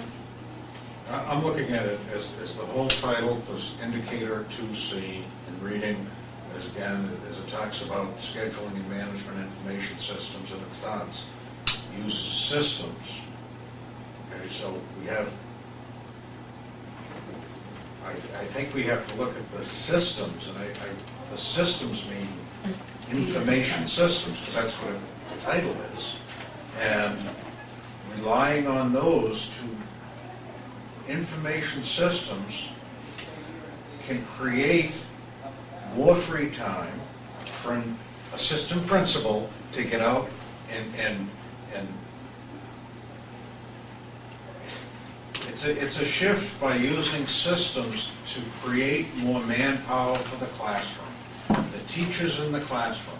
And I see that done through systems use, and that's what this is pointing to. Right, but it's specifically for data and time for teaching. It is not data management as a system-wide thing. It's specifically focused on the kids being in the classroom learning. Correct. It's not data management. Correct. It's information systems. It's creating... I just don't see this as a business manager. Like the business manager would be doing this. That's not in a school. Maybe out in a different kind of profession, possibly. But in the school, I don't think that that's what the business manager's role would be, to making sure the kids have more classroom time, which is what this rubric covers. If we can vote on this, it may be the best way to do it at this Leave it in, point. take it out, I mean, Yeah. as long as the Connie was there to point it out. I think we all understand your point. The mid-course corrections, so it's just, that's, wherever that is in here, even if it's not in here, I would be grading you on that somehow. Other, I mean, other. we're accepting this entire, Right, this in its, exactly. it's an entirety Right. regardless. I just don't know that that's an area of focus for me. So do you want to just Um, poll us, or do we need a motion? No, I'll pass, just. We can because still it's a look more- at it if we feel something, No, because there's a distinct disagreement on the clarity of the statements. I agree with you. And I don't know I'm that, not going to get into an argument that, in my view, has no basis, so let's move on. well, I think that the way this, I agree with you, the way that it was written, I think was poorly. I think the way that they wrote the indicator makes the elements look different. I agree with And you. just to clarify, I believe that knowing what the definition of a management information systems would help if we go back That's and true. look at this in the future. That's true. Management information system is a system. It may be the old style of going to the file cabinet and taking something and putting it there, because that's how we manage information.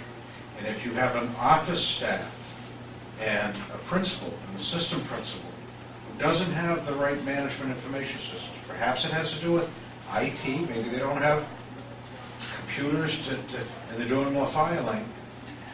And again, freeing up the administrative talent so that we can put more resources into the classroom. That's what I see this speaking to. Well, let's go on. Okay. We have a divergence here, and Okay, so I think we've come, I think that was the only one sticking. So, just to Go over it. go over the whole thing. Standard 1, but I would just, are you going over the whole thing? Yeah. Again, okay, that's fine. Standard 1, we've agreed on focusing on B3, diverse learners' needs, C2, adjustment to practice, D1, educator goals, and E in its entirety. So that's 6 on that one. Standard 2, A, environmental indicator, which is number 1 and number 3. B, human resources management and development indicator, number 1. D, law, ethics, and policies indicator 2. And E, fiscal systems indicator number 1. For a total of 5. Standard 3, family and community engagement. A, number 2, community and business engagement. And C, number 1, two-way communication. And then standard 4, professional culture. Letter C, number 1, communication skills. And letter F, 1, 2, and 3. Did I miss any? I think what we need to discuss now is, We're going to go on to the goals after this, is that what you mean? so we've identified some of these that we feel are These will be the focus focused, so moving how, forward. so just to clarify to Dr. Colley, how do we want him to focus on them as far as maybe his I think he was self-evaluation or thinking- his mid-year, preview or whatever? Michael. I was prepared to make a motion, but then you asked Dr. Gully questions, so would Okay. you like to answer that question? Probably what I would do is, as I go through my self-evaluation that you would get, I would provide you perhaps more information on each one of those than I would on the other ones. I may just mention the other ones, what has been done in those areas, but in these, I may actually give you samples Specific examples of, Basically or making his or case. evidence of some sort. Do you have Before you. Yes, go ahead. And, I mean, we've come up with these, what is your input and feeling on the ones we've selected. I know some of them you clearly agreed with because I have your initials next to them, but, I mean, are you comfortable with this? Are you okay with focusing? This is supposed to be a two-way discussion. It's not us dictating to you what we see exclusively. At least that's not how I'm reading the way this evaluation process. The way I understand it is the evaluation tool, we can tell you for this one, but the goals is more of a two-way street, the way I understood it. You know, in my mind, I was already, like, I have folders for each of these to try to put stuff in there to have some evidence to present as we go along. It's helpful to know which areas as a group that we would want me to focus on, so that perhaps I can, again, collect more samples to put in there to give you more evidence. For your own benefit, it would be good to know. Right. So in that sense, it just makes my job of creating that portfolio from this page to maybe that page. Michael? So, my motion was to accept creating a superintendent's rubric that includes the entire state rubric, highlighting the areas as indicated. Is there a second? Second. Discussion on it? Any more? All those in favor? Aye. Opposed?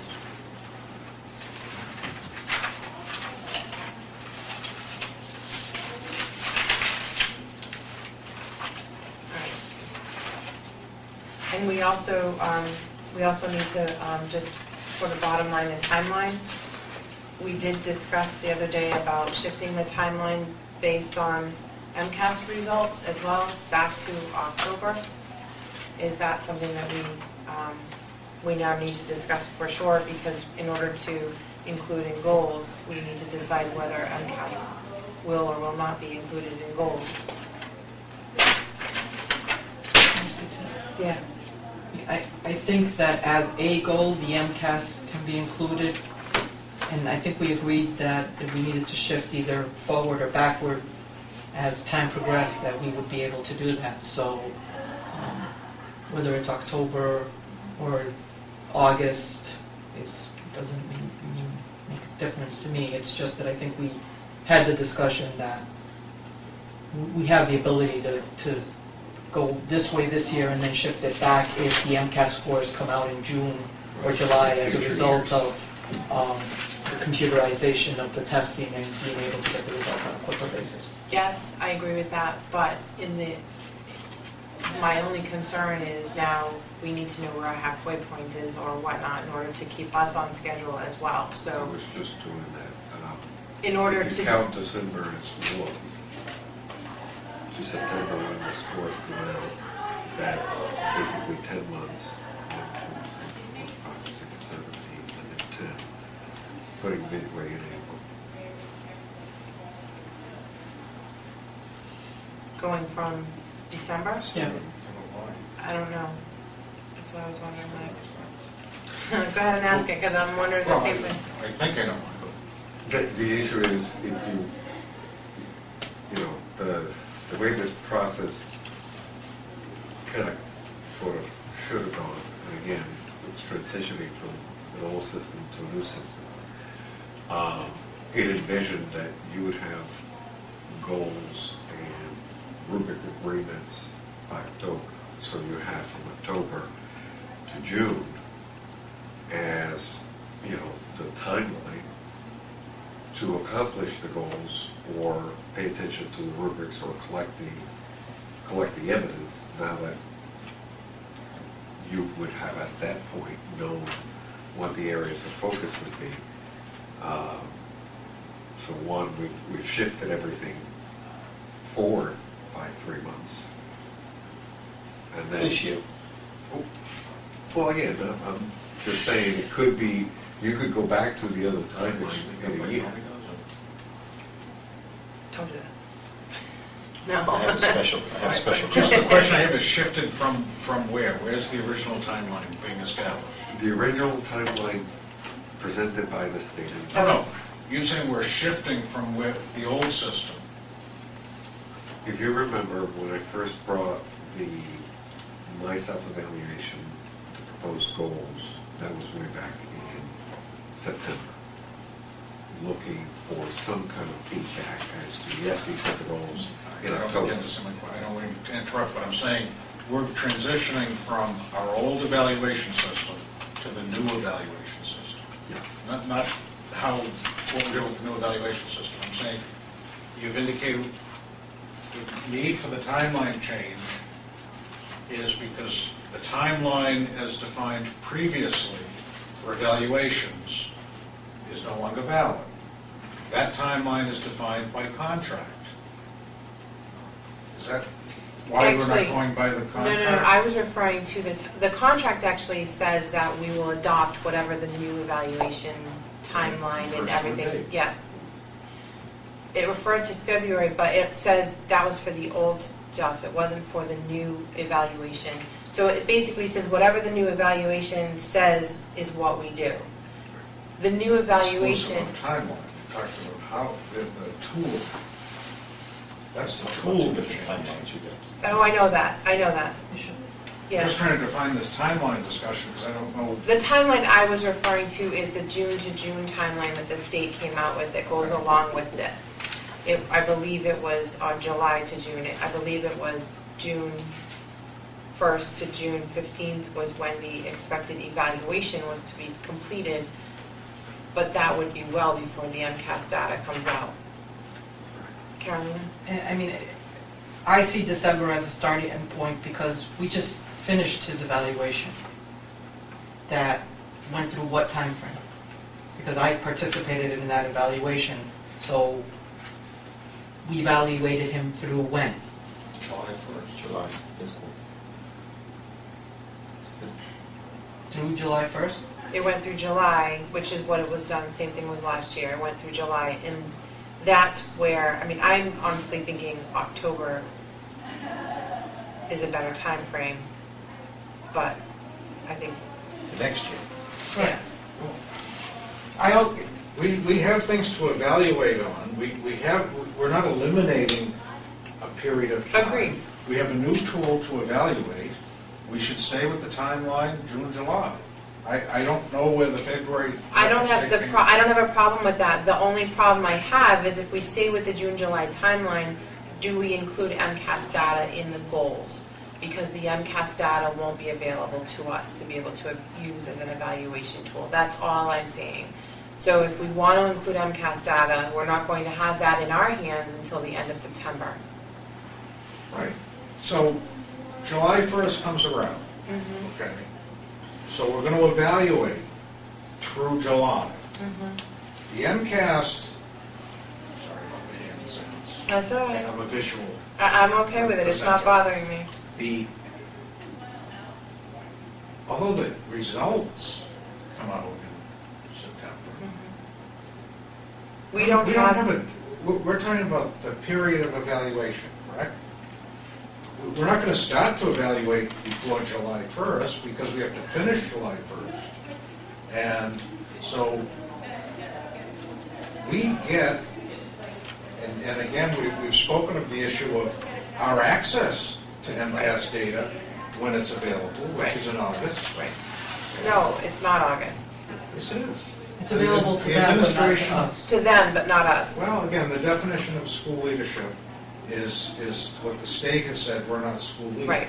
We're not the only district that has issue with that. Absolutely. And they're trying to confirm that, but what I'm saying is, this June, July date, we're not going to erase everything for the past 6 or 8 months, we're just going to use a new evaluation. Right. I agree. I agree. So- But all I'm referencing it more for goals. Because Oh, I think our goal is The one sheet. goals, his goals. Right. One sheet. the MCAS data should be on goals. The MCAS data, the tests are going to be administered before July 1st. Right. So, although we won't have the results to finish the evaluation, the MCAS have been done. Right.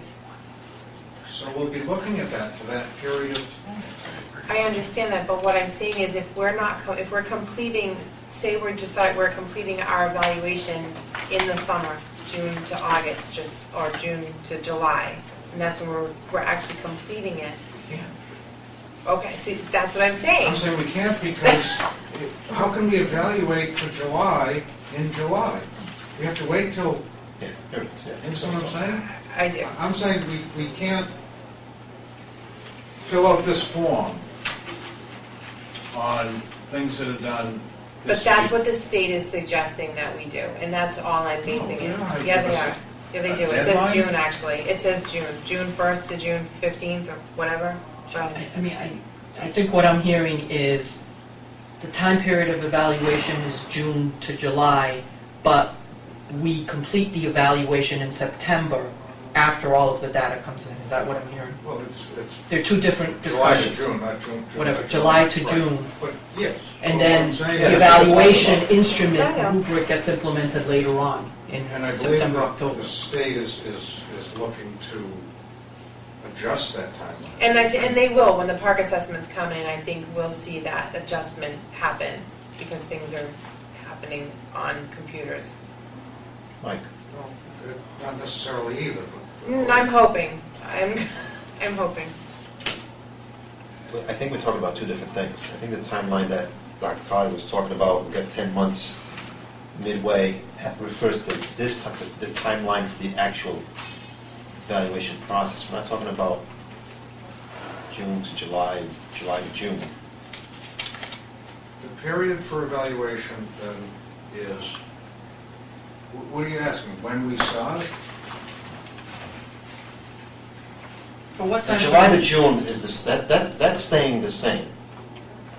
It's that the new system says we have to, The problem is, the new system envisions that we would have started this process Right. back in September. Right. start it in September, but because we don't have MCAS and because we want to put more weight on that, I'm simply saying the state, regardless of when it comes out, envisioned that educators would have their goals, the rubric, and the understanding of what is it you're going to be evaluating on back in September, beginning of October. So you're already Right. Now, months the, off of that. But I, On page but 20 But that's what I'm saying I disagree with. I don't I think we're understand. behind, I don't think we missed anything. We have been evaluating Yes, under a well. different system, we just Yeah, shifted the once you're system. done. Tony, one at a time. Have we not been evaluating Dr. Colley all along? Now we have a new tool. I mean, we haven't lost any time, is my point. I agree with you, and we talked about this in our regular meeting where we said there would be some strange carryovers for the first year when we shipped it. But That's not what I'm saying. I Am don't see I- any strange carryover. I say if we adopt this, okay, if we can adopt this, then we just shift from how we've been evaluating to where we are now. The reestablishment, we've just analyzed a list from the state and aligned us with goals that we have as a school committee. We had those goals last month and the month before. We've just concluded the merger of our old evaluation and our new evaluation. Right. However, nothing has been on hold. There's no news in those goals. You know, it's almost like a translation exercise. We translate it. I don't think anybody is suggesting that anything has been on hold. There has been, processes have been continuing while we were going through this. Well, Dr. Colley used the term, we've lost a number of months. I don't understand the loss. Because I if haven't you lost look at the timeline that has been given by the state, and this timeline is the exact same timeline that's used for the superintendents, it's on page 20. This is what they are recommending is the dates and the deadlines that you use throughout the year. And in their recommendations for adopting this evaluation, they're recommending that on June 1st, the evaluator meets with educators whose overall summative evaluation ratings are needs improvement or unsatisfactory. Evaluator meets with educators whose ratings are proficient, exemplary at request of evaluator educator on June 10th. Educator signs summative evaluation report and adds response, if any, within 5 school days. That was by June 15th. That's the state's recommended timeline. And my motion is to accept the state's recommended timeline. I don't see any problem with meeting those deadlines, with the exception, as we discussed, about MCAS scores, Is, Can I Yeah. just, which Well- wouldn't come into us. can I ask a question? Are you talking about this coming June? Yes. That's my motion. is there, Wait a minute. Hold on, Michael. you missed the motion, I Karen? missed the motion. I missed the motion. Okay, well, I'm Well, sorry. no, I meant if, when. Oh, so you're not making a If you're motion? asking me to. No, I'm not necessarily. I'm just, we're discussing. My motion would be, if I was allowed to make a motion to adopt the state guidelines for the timeline.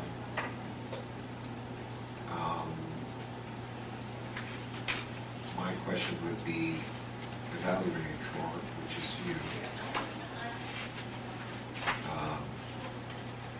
meets with educators to establish educator plans by October 15th. That time is already come That's, and go. Do you not have any educator plans? It says you meet with to establish meeting together. Evaluator completes educator plans, meaning you, by November 1st. Because what happens is, Do you want to meet next week on that? it's not that, Mike, it's the idea behind these plans is that as you go into the evaluation process, you know what your evaluators want you to focus on, and then you're given enough time to go through the process of collecting enough evidence and showing that you actually are doing what you're supposed to be doing, what the evaluators want you to focus on. So if you're telling me now that you want me to focus on, let's say, well, let's just say educator goals, okay, I have between now and 3 weeks from now to get you evidence that the, principals and assistant superintendent and everybody's goals are up and running, and, I'm just gonna scramble and do nothing else but work on this over the next few weeks, because, it's just like saying to you, you have, If you want to keep going, I would have a big problem under the time management if you just put everything aside and took that long to work on the goals. We have to transition into this plan. It's well thought out. There's a schedule there. Let's pick it up and go with it. We've established our rubric. The goals, if we can get to the goals, I would suspect you might want to rewrite your goals. Now, if you're suggesting that list of goals took nothing, that you weren't able to do anything else for 3 or 4 weeks, but create your goals and work on creating that, then I would have a problem with that when we get under the matrix of time management. We've got to. that's not what I said, Mike. What I'm saying is, if you're telling me today, here are. What I'm telling you, the we translated from our old plan I'm to our new saying, plan. if you're following this plan, the idea is to create goals with the evaluators, and the person is given enough time to pursue those goals and collect evidence as to how they're performing in those goals. So if teachers are given between September and January to work on their goals and collect evidence on their goals, and you're giving me between December and January, it's a very short timeline to give you evidence of what I have done when I still don't know what you want me to do in terms of goals, because we haven't agreed on goals. Tony? hear me out on this. In the past, so we go from July to June, so the year passes, and then we're actually into the next year, and then we start the evaluations, but we're waiting for the MCAS scores from the previous year, which is the year that we're evaluating. We get that, and then we go ahead and we do our evaluations, and we get it done basically, a third of the way, halfway into the next year. The new system says, no, you start it that fiscal year, and it ends that fiscal year. So the MCAS scores that we're waiting for in October, like say this year, we've had those. Those are for last year. So basically, for this year, it's last year's scores that we'd be looking at, and we already used those scores in his last evaluation. So there's no need to wait for the MCAS scores this year because, That went into the last evaluation. right, am I right in saying that? Is that, Well, yeah, when you're in the halfway point, which is what you're talking about, the halfway point, we're not gonna have MCAS scores at the halfway point. So we can go through, what I'm suggesting is we adopt the calendar as the state's put forward. We're adopting a calendar. We're not contractually obligated to anyone, whether it be, certainly the state is not gonna cut off our funding because they've come up, as much as the dates are important, the steps are important. And I think that's what Dr. Cully's point is. Now, in transitioning into this, if we can't, because we're not going to meet all the dates, it's the first year, the state has come out and said that in their response. This MCAS data, if it's, how can the MCAS data be in the goals? Well, it is. We've adopted it. That doesn't mean we're going to wait for the timeline until we get MCAS data in August. We're going to continue with the timeline. Carolina? The only problem I have is if we adopt this, Dr. Colley's right, that by January 5th, if we're going to hold them to this, and then if we adopt it and say, but we're going to make an exception this year because we didn't start the process until December, that's a different story. But if we adopt this as it sits, then we're December 5th. He has less than a month with Christmas in between to submit evidence for all of these 10, 15, 16, 17 criteria that we're asking him we want information on. I think that's not realistic. I don't see the because- problem because it's Can I finish? transitioning. Well, he asked me a question. He looked to me and asked me a question. Fine. And I wish you wouldn't finish. Don't do I that. raised my pinky.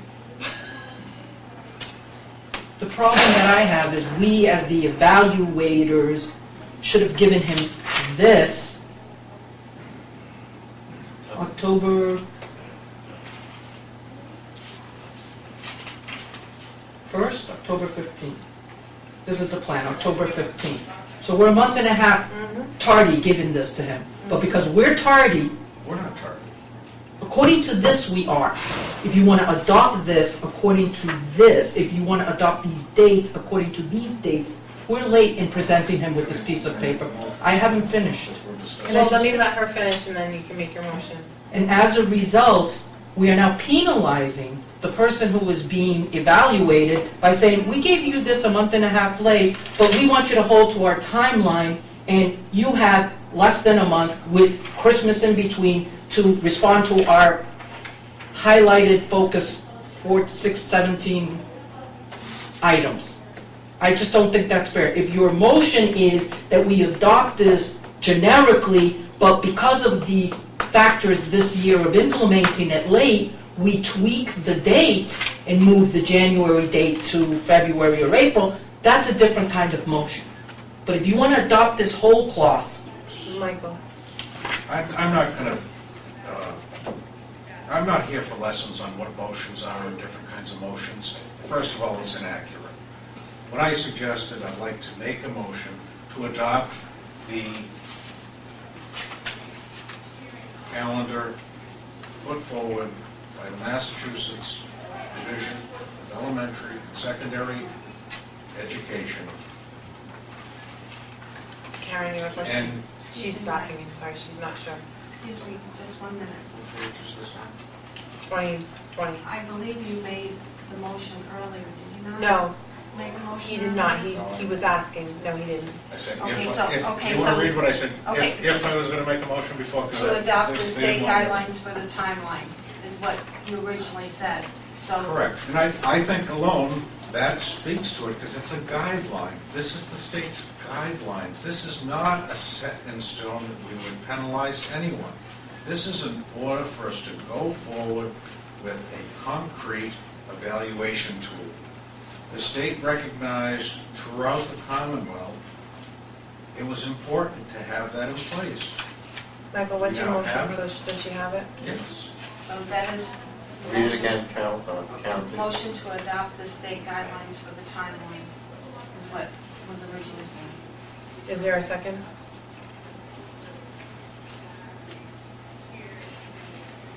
No second. Michelle, Carolina? can I make a motion? Wait till she's done.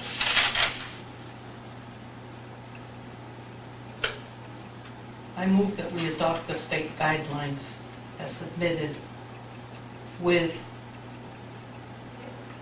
a recommendation or with an adjustment of the calendar to, Second. Can she finish her motion? Well, it says right here, it says timelines, dates in italics are provided as guidance. It doesn't say so you can penalize anyone. If we're on anything beyond trying to complete something here and moving forward, let's come out and say what our, because you're not making any sense. Do I need to turn you to a page? It says it's guidance. I've been telling you, it's guidance. Let's adopt the guidance. You're coming up with giving me instructions on how to make motions. Well, I didn't ask for a lesson today. Mike, can you let her finish her motion, please? Okay. Motion to adopt the state guidelines as, with adjustments to the dates, the recommended dates. okay. To take into account the delay in starting the process.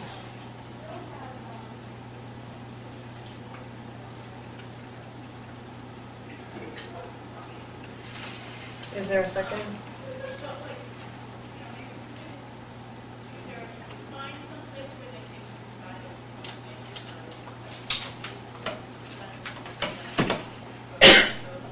Okay, next. Say something. I'll repeat my initial motion because I'd like to clarify. Tony had asked first. We have the time. We are off. I don't think we need a motion. I think I would also like to make sure that How about, we don't use it, we don't a month from now say, oh, you missed the deadline. Well, it's right here, we approved it, and that's the, I know the guidelines. He's not making a motion. I'm not making one, that's good. He's saying something. It says right here, dates and italics are provided as guidance. Adopting this as a framework indicates, we're also adopting that the dates are provided as guidance, okay?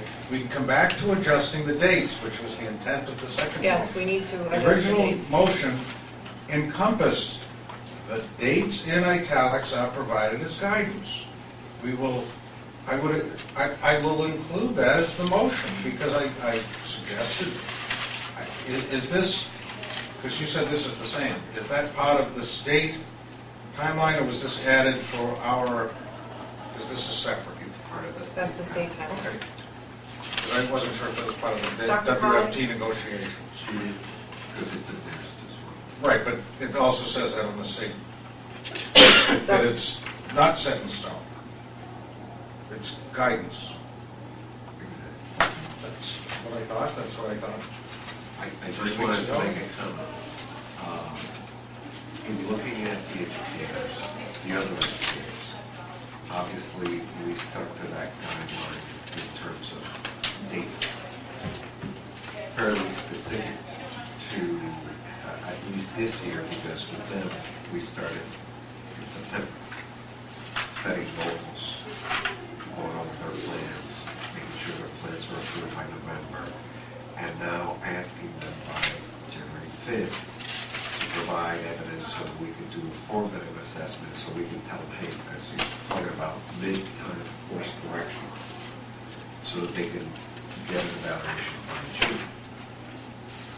All I'm saying is, somehow, if you're going from December to June, what's the midway point, and is it feasible to,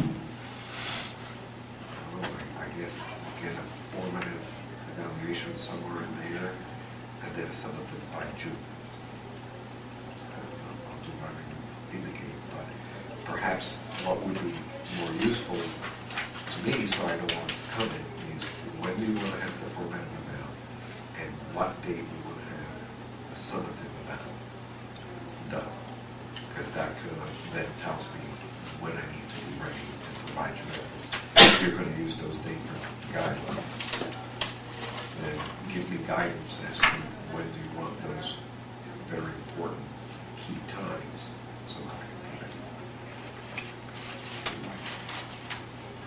For which? So the summative is scheduled tentative Formative is like a mid. May 15th. Again, now we're talking riddles, so I'll just simply say that the state says it's a guidance. We can't accept the framework and adjust it afterwards. I'm saying let's accept it as guidance. I don't think today we have to come up with dates. It's very clear that someone here has some dates in mind, so go ahead and adopt them. I have other things to do this evening, and I didn't know that we're going to be here this long on this.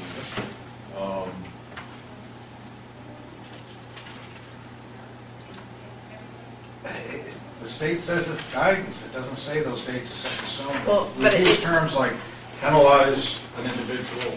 No, we're not saying we're going to penalize. We're saying we're going to have to adjust those dates. Let's get through this meeting and adopt the framework that the state's put forward. We may end up saying that this phase and this phase, rather than scheduling change, maybe we won't do it, but that's all. We have to adopt a framework. This is our framework, not just for this year, this is a framework. In the Dates will be timeline, adjusted. We talked about that. We've talked about the states already said they're going to look at the dates. are you done? Yeah, you keep repeating. You haven't let me finish, Michael. I am done. I already said I was It done. says I was in the recapping. time, yeah, but you're still talking. In this, it says the timeline needs to be established in the educator plan,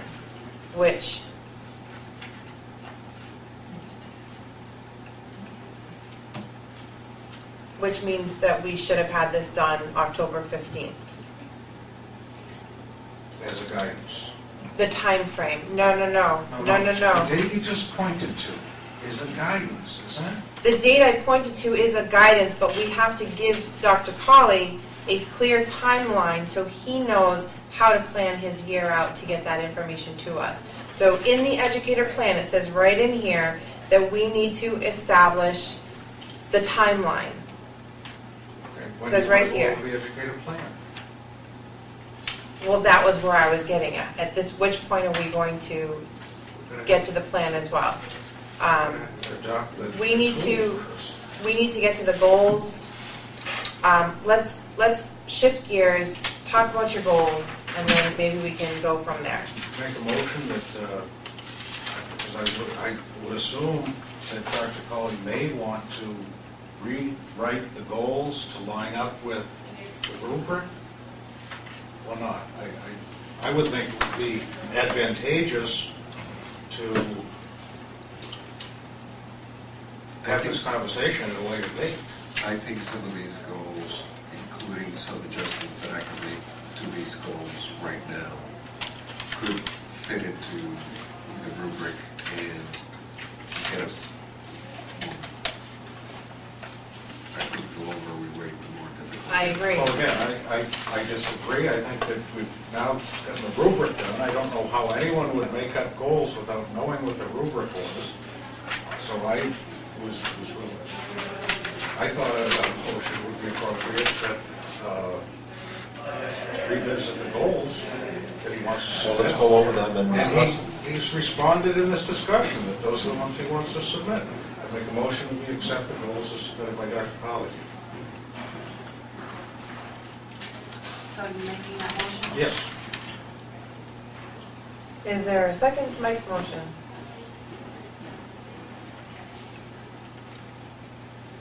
No second. We I need to would discuss need this to add, first. yeah, because at the last meeting, we wanted. I've watched the last meeting. I would be MCAS. embarrassed about. Mike, can we referring to keep, that. this is getting us later and later. I know, but neither one of you asked I've even seen to the last speak, meeting. so. I had a little trouble hearing it because the video equipment in the school system is not operating correctly. Dr. Colley, I have two questions on this, the draft goals that you have, two specific questions. Number one, I don't see as a goal. I see this as something that you should just be doing. Well, let me adjust that, So- and perhaps this could be my improvement of my learning goal, if you will. I would adjust it to say, work with an SBL to learn better ways of developing budget recommendations to the school committee by February 15th, that takes into account the input of school council, staff, and data of school performance. Apologize, I believe based on the agenda, I said some other commitments, and didn't know we were gonna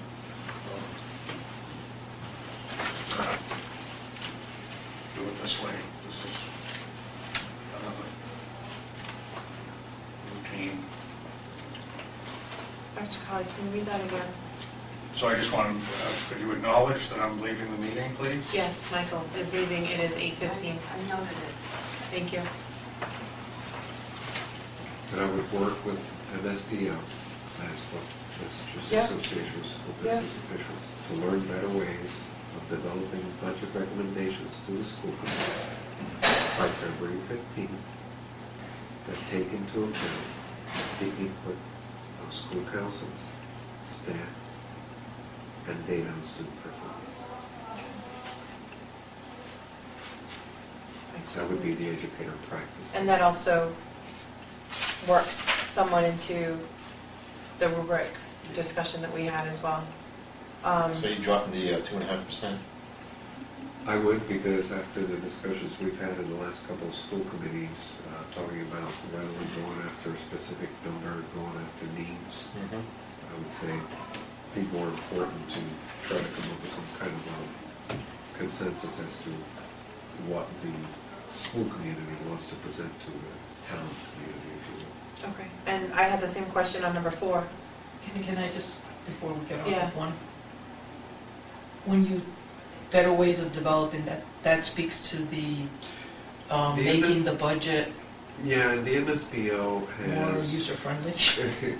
Yeah, that's part of it. Okay. And the MSBO has also highlighted certain systems out there that have good practices. And they've been doing a series of workshops. I've been to a couple already. I plan to go to a few more.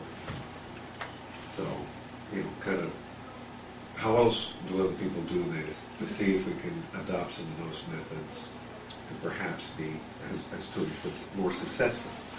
So to guarantee it, it just says, hey, other people have done it this way, can we do it that way as well? And so this speaks to standard 2E, which is what we were talking about, the fiscal Yes, systems. yes, that would also speak to. Now, the other ones all gather around, in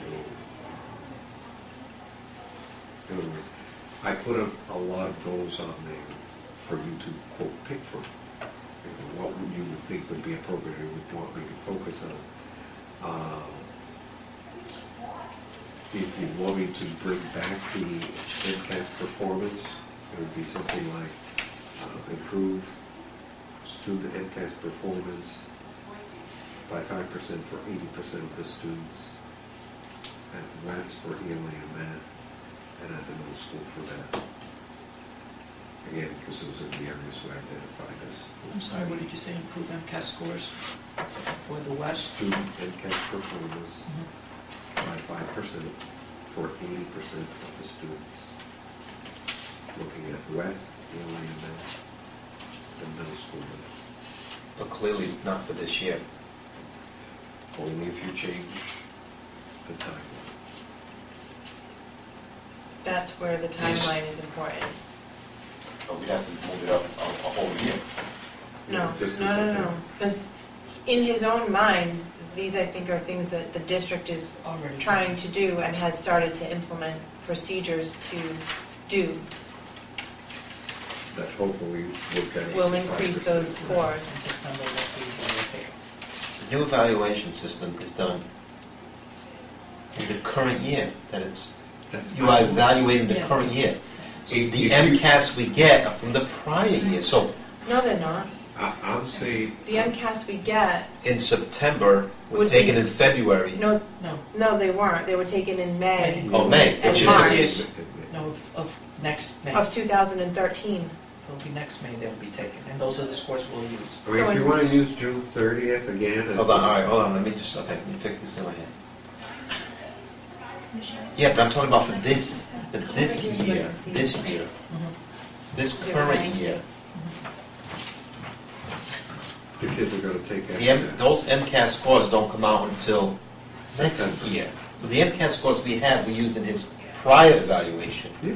Right, but when the kids take it in May, This May coming up, right, we don't get those results. till September, and that's when we'll be using those scores to evaluate him on these rubrics. Okay, so these Maybe dates, this goal. Well, that's. Or on you that gotta goal. push it, wait, you gotta go from June all the way till September. Is that what The we've problem been, with that is, No. what happens over Right. the summer? What do you mean, Tony? Use. This year, Use let's- years, use this year, 2012. this year, 12, 13. Yep, The MCAS scores are taken in 13. yep, Those scores don't come back until, September say we get into, okay, September. 2013. Okay, that's, September 2013 is already the next evaluation year. If we use this timeline, yes. That is why, for principals talking to their staff, unless they're two-year staff, in other words, people who won't be evaluated this year, they'll be evaluated the following June, those staff do not have an MCAS goal. Because you. Doesn't that work into this year for you? Hey, I'm simply, these That's are proposed why I goals. was talking We can talk about timeline. them tonight, as you say, don't worry about that goal, I'm worried about the other ones. So for This example, timeline here, it says, I mean, by June, we should have the evaluation signed. So we're not even going to get the results for another June, July, That's August, right. September, for another 3 months. So all these dates need to move up 3 months. That's what we were it's talking either about. that, or you don't Or we don't use use this as a MCAS. goal. And you look at Or other you'd be things. using the ones from The the prior following year, so, Yeah, but that's not fair. no, it's not fair. So, okay, so I mean, Move the timeline up three I know months. a fellow committee was getting upset over the dates, but, so I mean, I think the motion should be, all right, let's make the start date X, and, which is what you said all along, Right. which I don't think That's was what, clear. that's At what, least that wasn't clear to me. That's what you suggested at the very um, beginning. But. Yeah, but you said the time, but you No, said December, April, December September. and April. No, it's right here, December, April, and September. That's exactly 10 what he said. months. 10 months. We do the The mid mid thing in point April, is April. and then in September, we take the MCAS scores and So whatever you The see rubric. there says in June, you do it in September. Whatever it says in You move it up January, 3 months. February, you do it in April. move it up 3 months because we started. What about the We're action, not- but what about the period of evaluation? Still the June. Still We're gonna not be starting- June to we're July, not I mean, starting- July to June. we're not starting 3 months late, though. We're starting 2 months late. Well, right. Yeah, So the we can the only move to- issue is when the scores come out, happens to be. And September. I'd like to add, this has been on the agenda since October, so, and we are now in December. You asked to speak. Yes, it sounds like the evaluation period is period of performance, so even though the MCAS occur in March, and you don't get the scores until September, that period of performance still ends, and I don't have the dates in front of me, let's say June 30th. So June 30th, that's when you're, in my mind, that the superintendent's evaluation period of performance would end. June 30th. You actually do the evaluation and provide it to you, or to the superintendent, in whatever that date is. It's 3 actually months later. saying that you signed the evaluation Meaning June it's 15th. done. So they're actually saying that the evaluation should be completed by June 15th.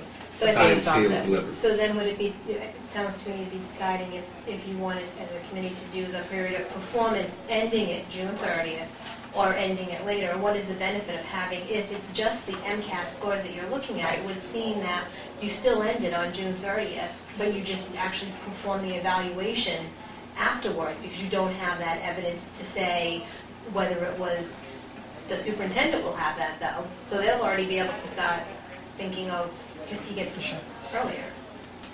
Carolina? I think that if we bump it and do the December to September with the April as the mid, that if by next September we've moved to computers where we will be able to get the results in June, July, and since by next September we have done this once, we should in September start the meeting, and by October of next year we should have this, because we've already done it once. This is all new to us. So by next October, we should be able to hammer this out much more quickly, Right. because we've already got the the rubric, and then we're gonna tweak that or whatever. And so we will be able to catch up with the timeline next year. I just think we need to shift this year's to accommodate the fact that even though it has been on the agenda, and you are correct, and it kept being pushed off for various reasons, not necessarily the chair's fault, or anybody's fault, it just kept being pushed off, that we just move the timeline to accommodate this quirk year, and next year we start in September. That becomes the goal, that in September we start these discussions. What is the rubric we're going to use, so that by October we're clear on what his goals are, he's clear, and hopefully by June we will have the MCAS scores, and if they don't come out, then we'll have to adjust that. I have to be honest, I'm not even clear on their timeline because they're missing. Well, their timeline fits into To a teachers. meeting. True. That's right. So the other way you can But do it doesn't say that. It says superintendent, principal, or designee meets with evaluators. So Right. it is saying that this is a timeline for superintendents as well, but Yeah. it isn't making any sense because their timeline is actually saying that we should be completing the summative evaluation report on May 15th. Before the school year ends. So what if you didn't look at M-scores this year and And that's an option. for this That's- year? that's an goal option. for the Yeah. following And that's an year. option, and that's what I was trying to say before. We need to decide whether we want to include those as goals. Because if we include them as goals, it's unfair not to shift the timeline.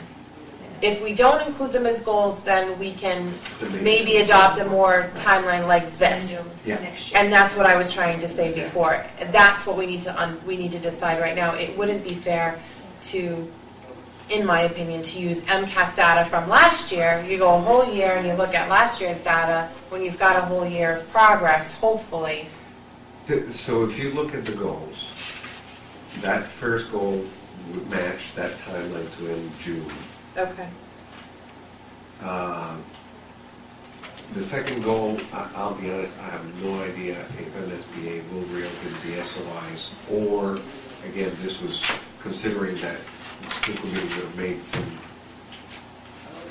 guidance as to what to do with the buildings, which we haven't. 3, that has been ongoing. I don't know if you want to have it as a goal, because it's been ongoing. Well, I think that 4 is definitely new. 5 is something we're working on, we're still making adjustments. That one, I can get you data by June, because the data is not gonna be just MCAS data, it's gonna be DIBELS, it's gonna be. What about midway? running How do you do records. midway and stuff like that? Well, you may have to shift midway to like March instead of January. You would see how students are You doing need to at give a me some time to particular collect the time. data. Okay?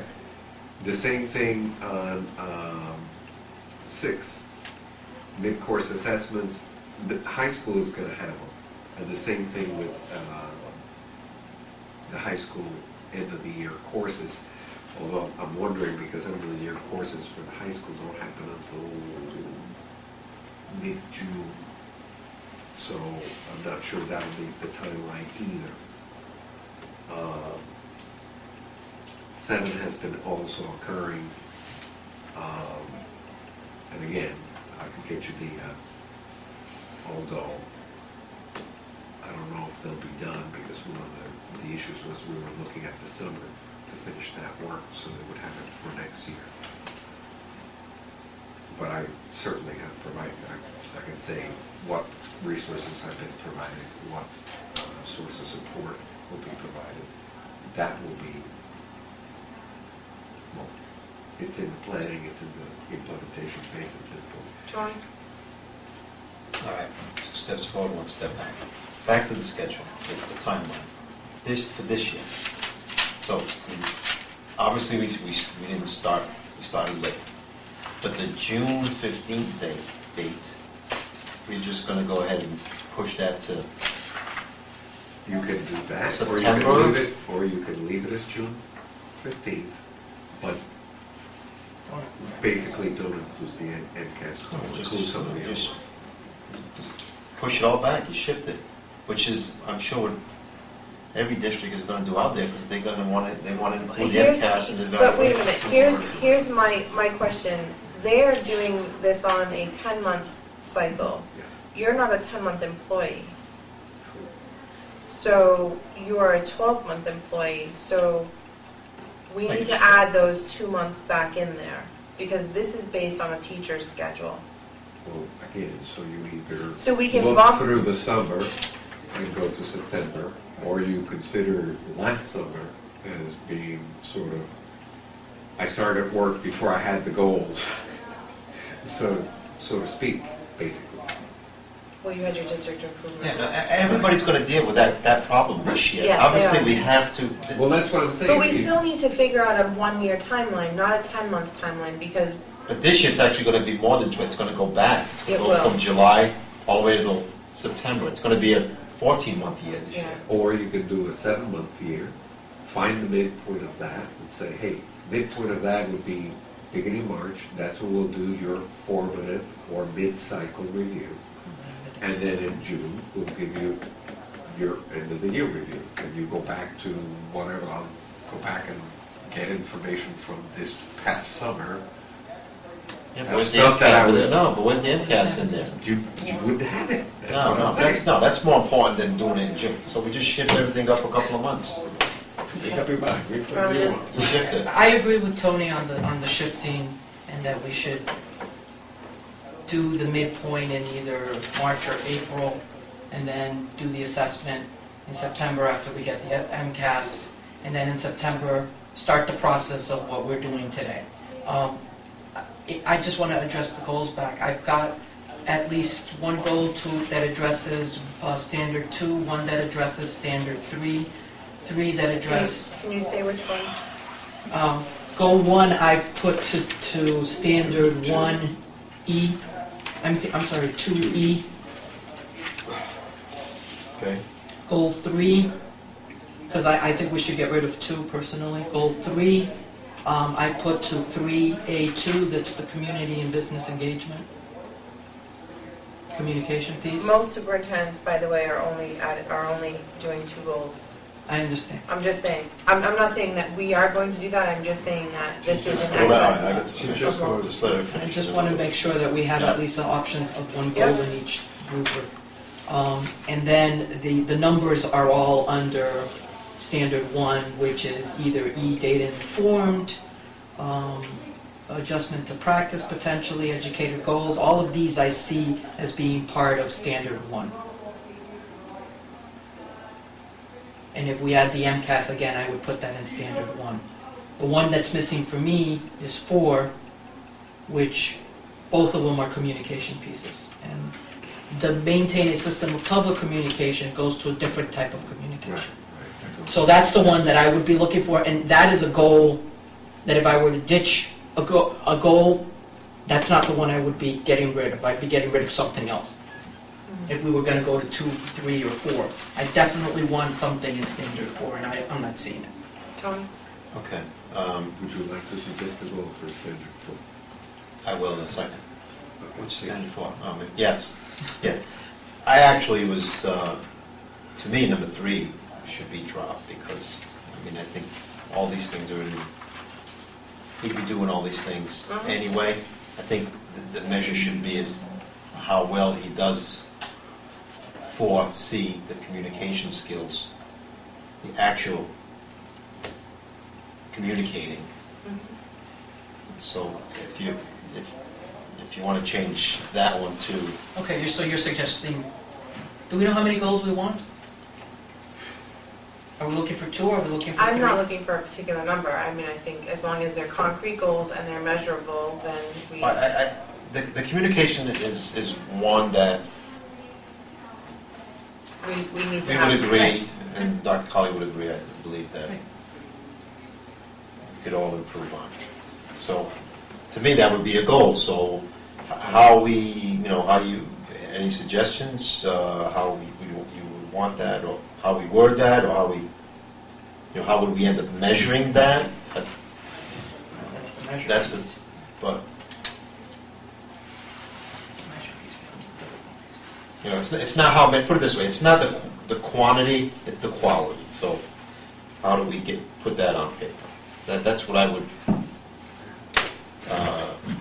That's what I would want to measure you on, is the quality, not necessarily the quantity. No one's questioning the quantity.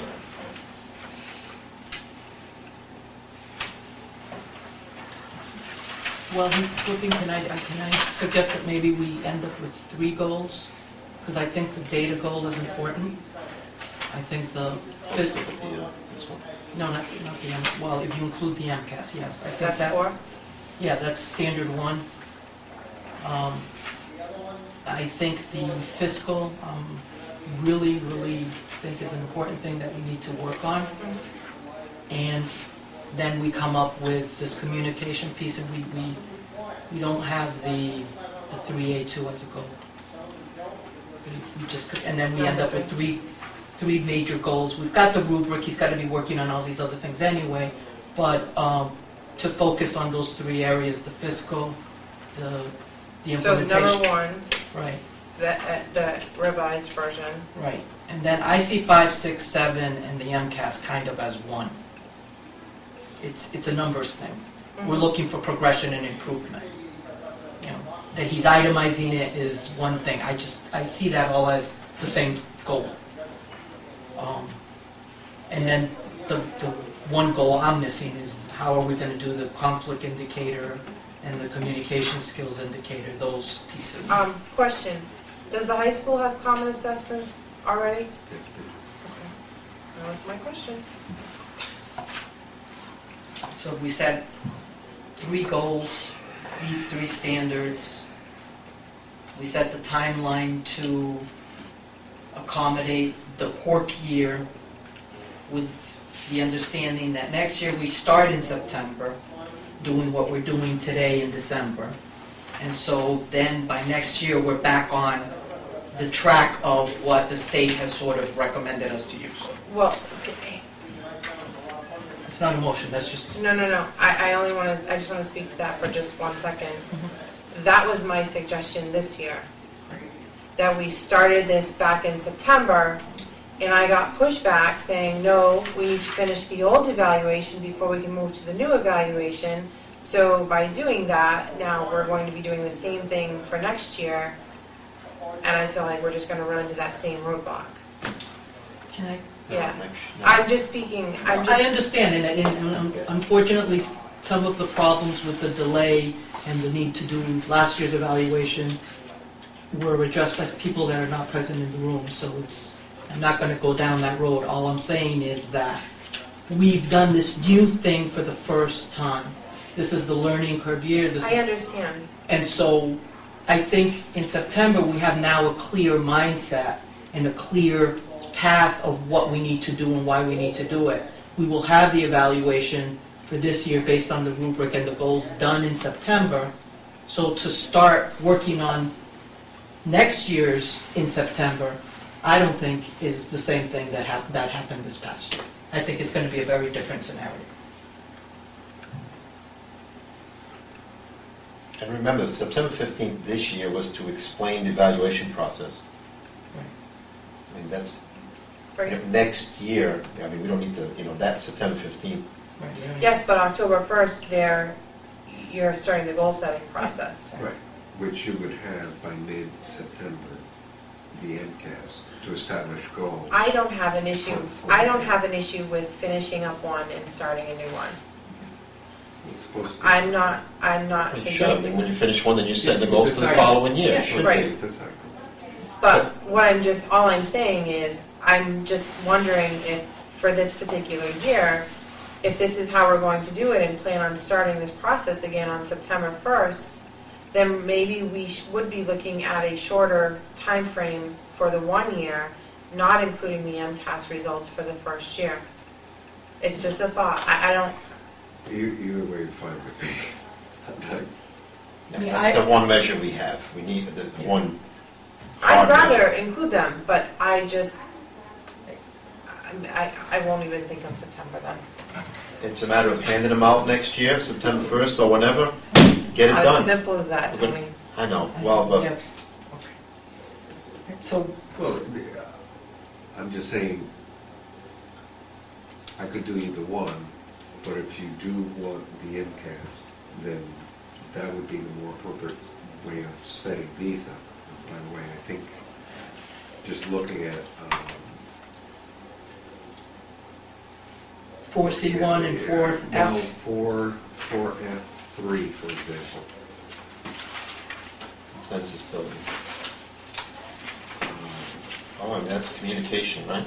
Well, it is communication, and it's also trying to get people All working to together. work, right, to work around Towards the same, issues right. that could become potential conflicts. And how do we reduce that amount of conflict and bring people around to agreeing with each other, saying, okay, this is not going to be a conflict, this is how we fix it. One of the things that we've been using, and I'm not going to quantify it at this point, but I can say that the superintendent will use the Educator Evaluation Labor Management Committee to reach consensus between labor and management on issues raised by both administration and staff regarding the implementation of the educator evaluation system. One of the things that's built into this new system is to have this group of evaluators who are the administration and the teachers to bring together to the table issues that are raised by this new process, and how do you resolve those issues. Now, I'm not going to sit here and say that every issue will be satisfactory, but my hope is we can satisfactorily come to a consensus between both labor and management as to how those issues or conflicts that get raised will be resolved before we start again next year. Yeah, I mean, that fits within what I was thinking, but I don't want to limit it just to the evaluation. I want it to be more generalized, the way the rubric actually reads. The way the district runs, which is not the the district. evaluation. I understand but it's greater than just this evaluator piece. Even though this evaluator piece is probably going to be a challenge. I guess the reason why I'm saying that one is because it would be a discrete, And you can measure it. measurable, demonstrable way in which conflict resolution is successful or is not successful. So you can therefore get evidence and evaluate whether it works or doesn't work in a construct that has a system built into it. Then you can say, hey, does the system the superintendent has established worked or didn't work to resolve conflict? I can try to expand that to all of the conflicts, but now you'll be evaluating several different things going on at the same time.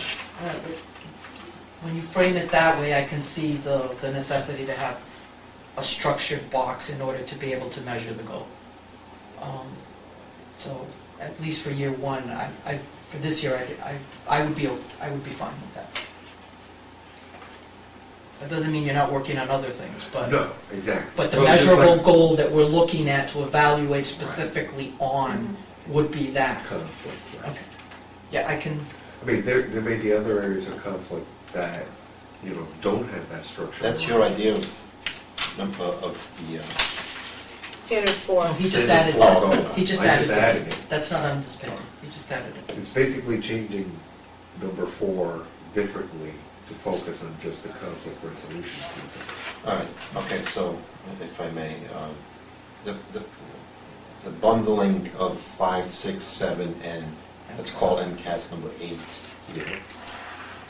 as one. Would you bundle them? How would you measure? Well, that's the thing, then it leaves it, I mean, the superintendent has put these out. Basically, what that does is pull things out of the MCAS and makes you focus on some item, it gives you more measures, because then we would look at that, and, so somebody at some point would give us a piece of paper saying, we're at 71% or we're at 69%. Well, but the state is going to be coming at us and saying you need to have more than one measure, not just MCAS as well. So I don't want to just look at MCAS as a measurable. I want to look at the other performance areas as well, because we all know there are plenty of students who do not do well on testing for whatever reason, and they may do extremely well on their classroom stuff, or the reverse. You may have a student that happens to test very well and slacks in class. So, I mean, that's what I was getting at. I don't think we should. No, I think we can But keep you them mean- together, but as individual goals, but I think what she's saying is she's sort of subcategorizing them as being, Right, so what would be another measurable, right. definite, you know? Well, he added, He added one, how many do you want to give him? But that's still subjective. But no, but I'm no, talking the about. MCAS 5% for 80% of students in ELA and math. Oh, okay. In math at the Okay. West, So- that's the MCAS piece. He's adding that to the MCAS. That is the MCAS piece. That's his goal on the MCAS piece. I think what he's saying is, if you're gonna have that, do you also need number 5? Yes, because Yes. whether you're proficient or needs improvement in ELA on the MCAS, I you- still you want to can know have what they do, kids right. that may be reading at level and their scoring needs improvement because they don't know how to test, or they can't test, or they're unable to test because So they you're have looking other at the issues. You're looking at the, okay. So We need to, I want to use at least the 2 separate assessments for each grouping. So you've got the MCAS assessment, then you've got the classroom assessment, in which case would be reading for K through 5, 80% for the midterms and 90% final courses, and then the middle school, getting those, that's very important, getting those common assessments done down there. Well, again, if you go through the summer, there's a lot of scheduled time and resources for the summer. right, so that we're doing it in September allows you to be able to, Well, what I'll give you is more data on Information. how far they go. right, So, okay, so I'm clear. The MCAS score, general, you know, and we'll have that information. What's the goal? Improve the MCAS. Yes. he's got specifics, because you need to have a measurable. So read those to me. It's 5% improvement for 80% of students in ELA and math in the West. So 80% of the kids will move up 5% in math and English. And then the same thing, but just for math at the middle school. So if you had the kid- English at middle school? I could do that, but that's almost easy. 'cause It's not an they- issue. They do fairly well. The English is not the issue. No, It's it's- the Right, math. I was looking at areas where He's looking at the area, now we know that ELA and math is an issue at West. We've targeted both of those areas, probably mostly because of the reading. So Well, as we you put into improve the that- reading, you're going to improve the math because they're using their reading skills in order to take those math tests. And then we know that the math is an issue right now at the middle school. And the high school did very, very well on their MCAS, so there's That's why the high school is So focusing on. we're on gonna the be looking classroom for stuff more, which is, 80% of the students improving By 5%. by 5%. What would that Looking for 5% growth. translate into well, if you got, a number? So He's looking for growth. What you want is to say, hey, we put in some different resources in place this year. More reading libraries, more achieve 3,000 in some of the grade levels. We put in more staff. You have, but he's asking what But does if the we're, test look but like? if it's, So we're if you- measuring an area in which we're failing, and I use that word loosely, doing poorly, below the, wherever Well, we wanna do wherever we better. want to be. What do we want to do And we better? say, okay, 80% of the kids went up 5%, so that could still be a long ways away from where we actually need to be, Right. but the goal would be met. But we have to start somewhere. You have to start somewhere. And until we get all of the assessments in place and we know exactly where the kids were with different assessments, and until these programs That, that are that being... 5% of it, that's the So the spider and the kids- fly, no, let you if- go if you take a half a Yeah, but then step. remember too, MCAS goes away The new park call assessments it are something. more. It's park, it's the park The new park assessment. assessments are more aligned with the Common Core, Right. but the transition is not as, I'll tell you, transition is bigger in math than it is in the Make that not 10%, too much, is that? But if the kid scored 100 raw score on the MCAS that got converted to, he scored 90 and it got converted to 100, this year, he's looking for the kid to score 105. Yeah. converted. Yeah. And it doesn't seem like a lot, but for some kids, that 5 could make the difference between needs improvement and proficiency. But if half of the students are below, say 50 is the average, the middle, and half of our students are below 40s and 30s, they could be up 10, 20% and still be well below the 50. But the problem is you can't I ask... know we're moving in the right, I know. Right, you can't ask I know. for 50% improvement in year 1 of a program being implemented.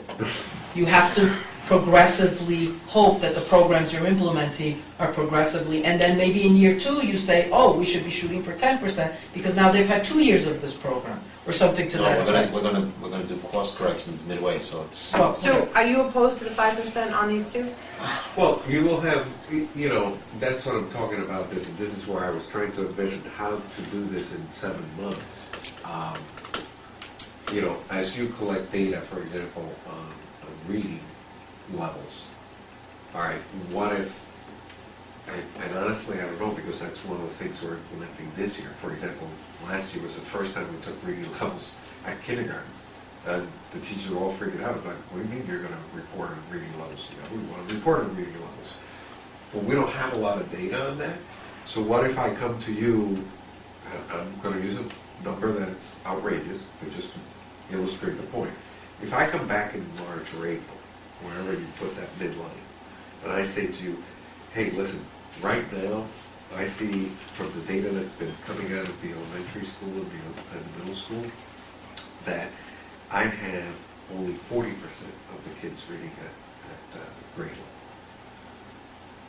Do you think between March, April, and June, because that's the only time we have the kids here, the kids are going to go from 40% to 70%?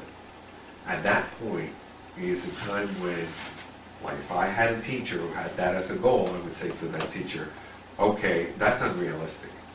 Let's move that 70% to, if you're at 40, let's at least see that 50% of the kids by the end of the year are reading at grade level. That means you move 10% of those kids to where they should be. You understand? Yeah, no, I get. The category of change, and again, this will get better year after year as we have more data. We We don't have big baseline. we have never had this to kind start of with, so it's hard. data, which I've been pushing for, and people have been, and you're right, the only thing we've had are the MCAS. And I can tell you in MCAS, our level of growth has been slow and steady. So if you want to go like this, that would be like redoing everything and providing a whole ton of support. And we're only adding little bits of support and differences in All the program. financial crunches that we're... Yeah, I don't want to minimize what anybody does, but if one of my goals was to get more of my kids reading better, I'd simply spend more time reading. Well, you can go to that training Yes. in January. That's part of what we're trying to do. That's one of the mid-course corrections for the whole year. Yes, that training. So do we need a motion to adopt this? What's the next step? We do. We need, Dr. Colley, can you read off these goals again? Because I think you have a better copy. Do you want all of them? Well, how many, No, we got rid of you- some. We got rid of a couple. Which We one? got rid of 2, All right, so, And we changed 4. and we got rid of 3, right?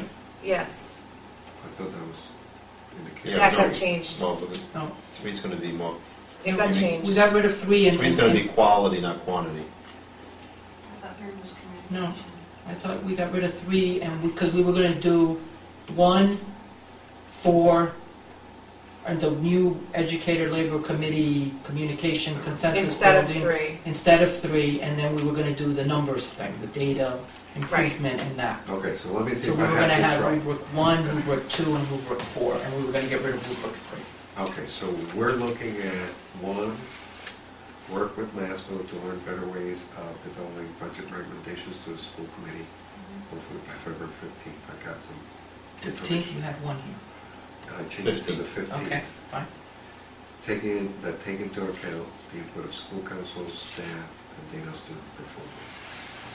The second goal would be to use the educator evaluation labor management committee to reach consensus between labor management issues raised by both administration and staff regarding the implementation of the educator evaluation system.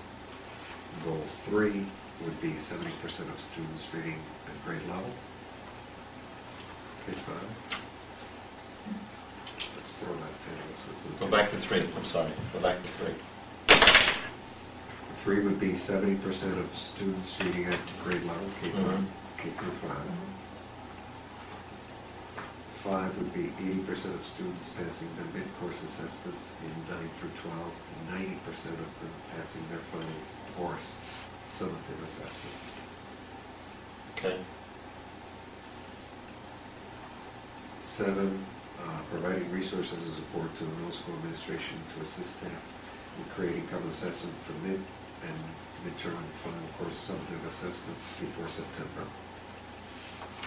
And 8, increase MCAS student performance by 5% for 80% of students at West, ELA, and Math middle school. Yeah, and the numbers will change, but Right. that's what the goals are. So the MCAS and the other one, 1. The MCAS alone? This on is the 1? MCAS. No. This is his MCAS goal, the West and the middle school. That's the goal for MCAS. It's not a district-wide goal, it's a specific goal for 5% at the West, ELA, and math improvement in 80% of the student population. What about just a percentage improvement overall? Wouldn't that be a good goal? The problem that you have with measurements like MCAS, it's a one-time deal, and you never know where the kids are going to be on that 1 or 2 days when they're taking the MCAS. That's not the problem. The problem is if you look at kids, how many of them on any given day are ready for everything you're going to throw at them? Every kid. What about a kid that's sick? What about the kid whose parents just broke up last night and they're taking the kid whose daughter died? I would argue that happens every year. And And that's that's the what I'm problem. That's a count. That's the problem with those That's part of the one-day. exams every year, sure. But that's a problem with those one-day assessments. Are you getting an assessment of the child, or are you assessing the teachers at that point? Because to me, you really are getting a better assessment of, are the teachers teaching the material, and do the kids as a group understand it for the All most the part? faults with the MCAS are the same faults every year Agreed. for the kids every year. But that's why I'm saying I don't want to just look at MCAS Go back, scores. go up 5% from where we were last year. See, I prefer the Whatever that more was. concrete, I do focusing too. on the areas where we've identified need. What's more concrete than 5%? Because that's generalized through the whole school, so if the high school goes up 10% and the elementary goes down 5%, he could still meet the 5% So goal. we had a sentence in there. You still meet the 5% goal, but you didn't really focus on what the real goal was, which was picking the problem areas and looking to improve those areas. And there is, This, know, this and- doesn't give people wiggle room in the sense of, I can just And- forget about the high school because they're going to do fine. and then in September, when we get the scores back, we'll be able to analyze them and say, oh, look at the high school, oh my God, we should have focused on them, look what they did this year. And then we have the data to be able to more concretely. My point, and I get that, I understand that position. But in general, the only thing that's going to get publicized, oh my God. The only thing that's going to Almost get 9 o'clock. publicized and get, thrown around out there is, how well did we do? No one's going to say, hey, they increased 10% on the ELA at the middle school. No one's even going to mention that except us. But, That's my when we're developing our budgets, which is what That one goes of, back to some of the other stuff we talked about. which is one of I think our primary responsibilities, it does make a difference to me. That we spent money in a place and we saw results that moved forward and were beneficial, because when we're trying to explain to the public why we're doing what we're doing, I can show them the result of the decisions we made. Versus this generalized 5%, that doesn't mean anything, because it's harder for me to point to exactly what our successes were as a result of the decision to put resources here versus there. Okay, so on these goals, are we happy with these goals? I don't think we need a formal vote on these goals. We just need to, because ultimately, There should be a formal. I think we should It's vote not on the thing, because I at the think we end should of the day, vote on once we agree on the goals, then I go back and fill out the form that says educator plan, and list the goals, and you sign, and I sign. okay, and that was actually my next question.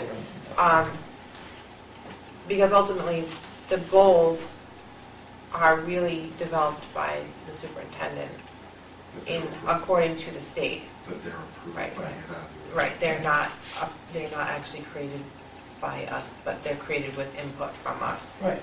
Which is what we good. just Right. did. I'm hung, if we're gonna use the MCAS as, if we're gonna say, one of my goals is that, however you say it, we are gonna do better in the MCAS. We're gonna improve. We are Yeah, gonna improve. It's fine. To pull out one section of the MCAS, one grade, one section, and say, in that one section, where we've dumped a lot of resources, we're gonna do better, that's fine. If you wanna okay. make that a separate. That's vote. what he did. But that's, but he's, no, but No, he's he got doesn't that- have a generalized he doesn't MCAS. have He an wants a MCAS. generalized MCAS score goal as I well. mean, I wanna see, I Well, wanna, just get I want an rid of improvement, West, I wanna see an get rid of improvement. ELA and West and. No, no, no. Math. See, No, I no, wait a want minute, this. see, you've got me confused. I just wanna see a basic, What do you want it to say? I wanna see our MCAS scores go up.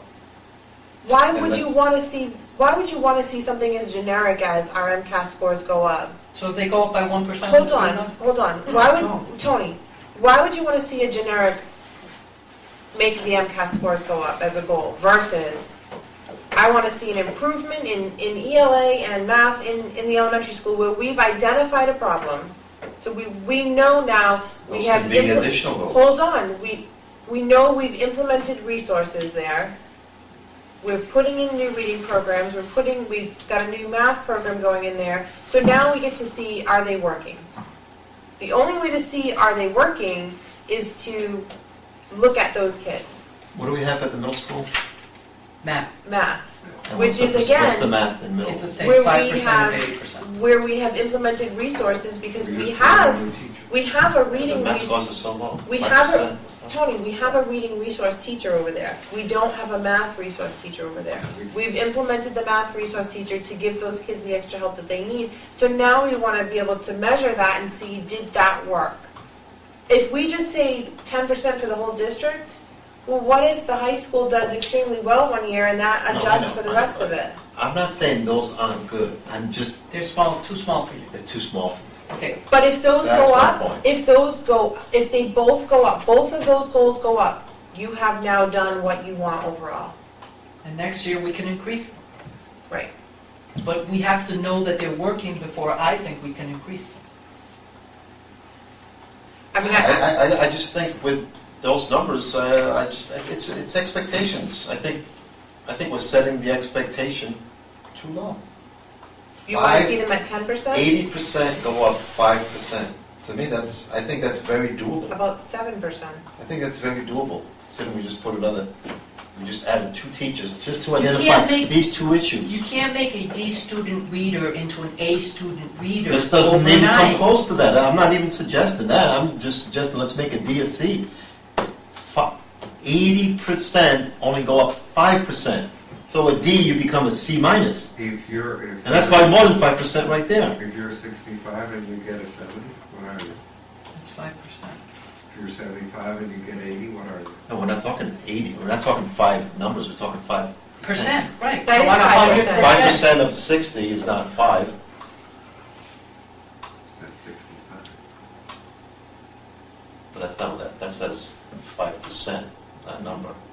You mean a grade, 5 points? That's different. We're not saying 80% of the kids are going to go from being let's say a C to a B minus. That's not what that says at all. Because if you add 5% to a C student, it doesn't make them a B minus, probably. You know I'm right. Can I ask a No. question? Yes, you're right. So this is the first time my daughter will have MCAS, so I don't know the answer. Do you guys send out information to the parents to say MCAS is coming up and why it's Your daughter important? actually won't have MCAS, Oh, she won't, okay. not till 3rd grade. Okay, so does something go home to inform the parents? Because that might be a way of increasing scores like 5%, because if I was a The parent. parents we do all- know. we do that. The We do parents So that. they're all, And the kids also, in some grades, bring in special snacks, and so it's things like like picked that. up and all. We that. give And they have- massages. yeah. we Bed early. Say nice things to They them. have special movies. We do all that. After Stuff. a lot of them, like they'll test in the morning, and then they'll have a special movie time in the afternoon as like a reward, or maybe extra recesses. So they do things, So there's so, already. and it's happens always when the same weeks, every no year. fault of his own because we're asking him to. But it take starts in 3rd grade. Okay, so Take it's a D good. student and make him an A student.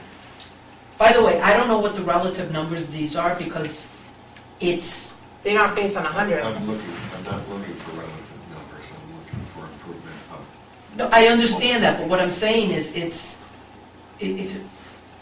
if you don't use this in conjunction with the other measurables, see, I'm not an MCAS person. I don't think that you should use that as the end-all be-all measure. I Yep. think it's ridiculous that we I agree. pigeonhole the kids into one test and that determines your life fate, whether you graduate high school or you don't. It's ridiculous because you have kids out there with very many different skills that do not test well.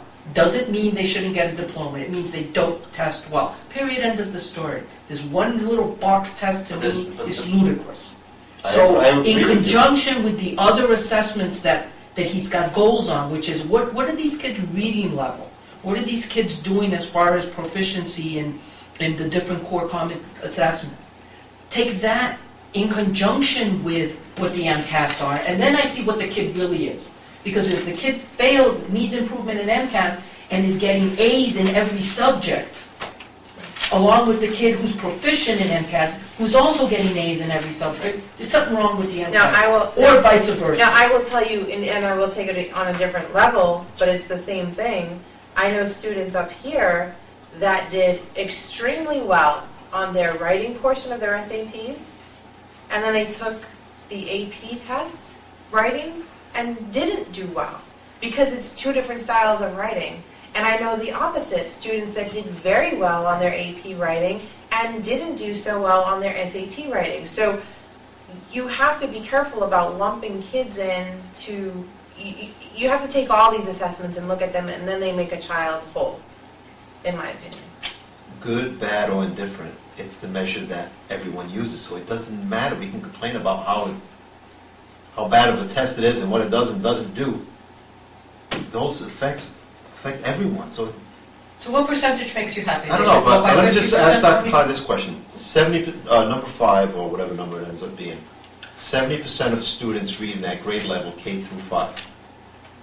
I mean, I would argue, and I'm sure you would agree, that goal would make me much more nervous as a superintendent than 5% of 80.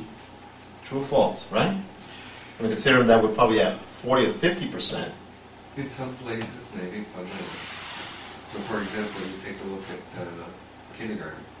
One of their concerns was that we set the goal of 80 Too high. kindergarten, Mhm. and they said it was too high. And in the few rooms where we collected data, they came up with 80, 85. So for them, it was like, ooh, we can do this. So it was a good aha moment for them. We don't have that same kind of data. We have some data at the other grades, not all the way up to 5th grade. So, yeah, it's concerning. And, you know, I can give you where we started the year and what data we've collected since the year started. And, you know, come April, I may say to you, oh, you know, maybe 70% is too much. But the same thing could be said about the MCAS. I could say, if what you want is, say for example in 3rd grade, and you want to go grade level by grade level. In grade level 3rd, we had 40% of the kids proficient, and you want to go to 45%. Is that what you want? Well, are you using 70% as an average? Are you going to use that as an average or per grade level? I'm doing that as an average K through 5. Oh, I'm Yeah, but thinking- if you take- I'm thinking as per grade level. I mean, as an average, like you said, if the kindergarten isn't doing But Tony, 88%. all right, break it down even more. If you take a class, right now the first grade has about 21 kids in each class. You take those kids, if you look at 70% of students in a particular class, that's 14.7 students in every first grade class that should be reading at grade level. I would say most of those kids are already there. Not from whatever here. Really? No, maybe half, maybe might be there. And the first grade is But probably still- better, and the first grade All is right, probably better than the But other still, grade, right? here's the No? thing, No? if we can't have 14 out of 21 of our kids reading at grade level, then we're doing something wrong. Didn't you see Ann Dawkins, probably more like, some grades is 40%. I know that, but I Well, there's your answer. I would rather see a more challenging goal here than at MCAS. Because if we improve this goal, what's gonna happen to our MCAS scores? They're gonna go better, they're gonna go up, exactly. And this is where I'd rather see, we're gonna see, one thing is gonna happen, it's gonna fix the other All one. right, so, and again, the question is, what data you want to use as a starting point. If you want to say, hey, from the first, from the benchmark testing, September, October, so the benchmark testing of June, students will improve 5% from wherever they were. So you have, in grade 1, for example, you had 80% of the students reading a grade 1. By the end of the year, you want 85% reading on grade 1. Because at least you know where 5% to of start. 80 isn't 5. You want to go, that's different, you have to say, if 5% of 80 isn't 5, 5% of 100 is 5. 5%. No, 5% of the class was Of the just class. 100. So you got 100 kids. Right now, 80 of them are reading. You want 5% of that 100. Okay, all right, I missed that part, sorry. Okay. The grade level. Okay.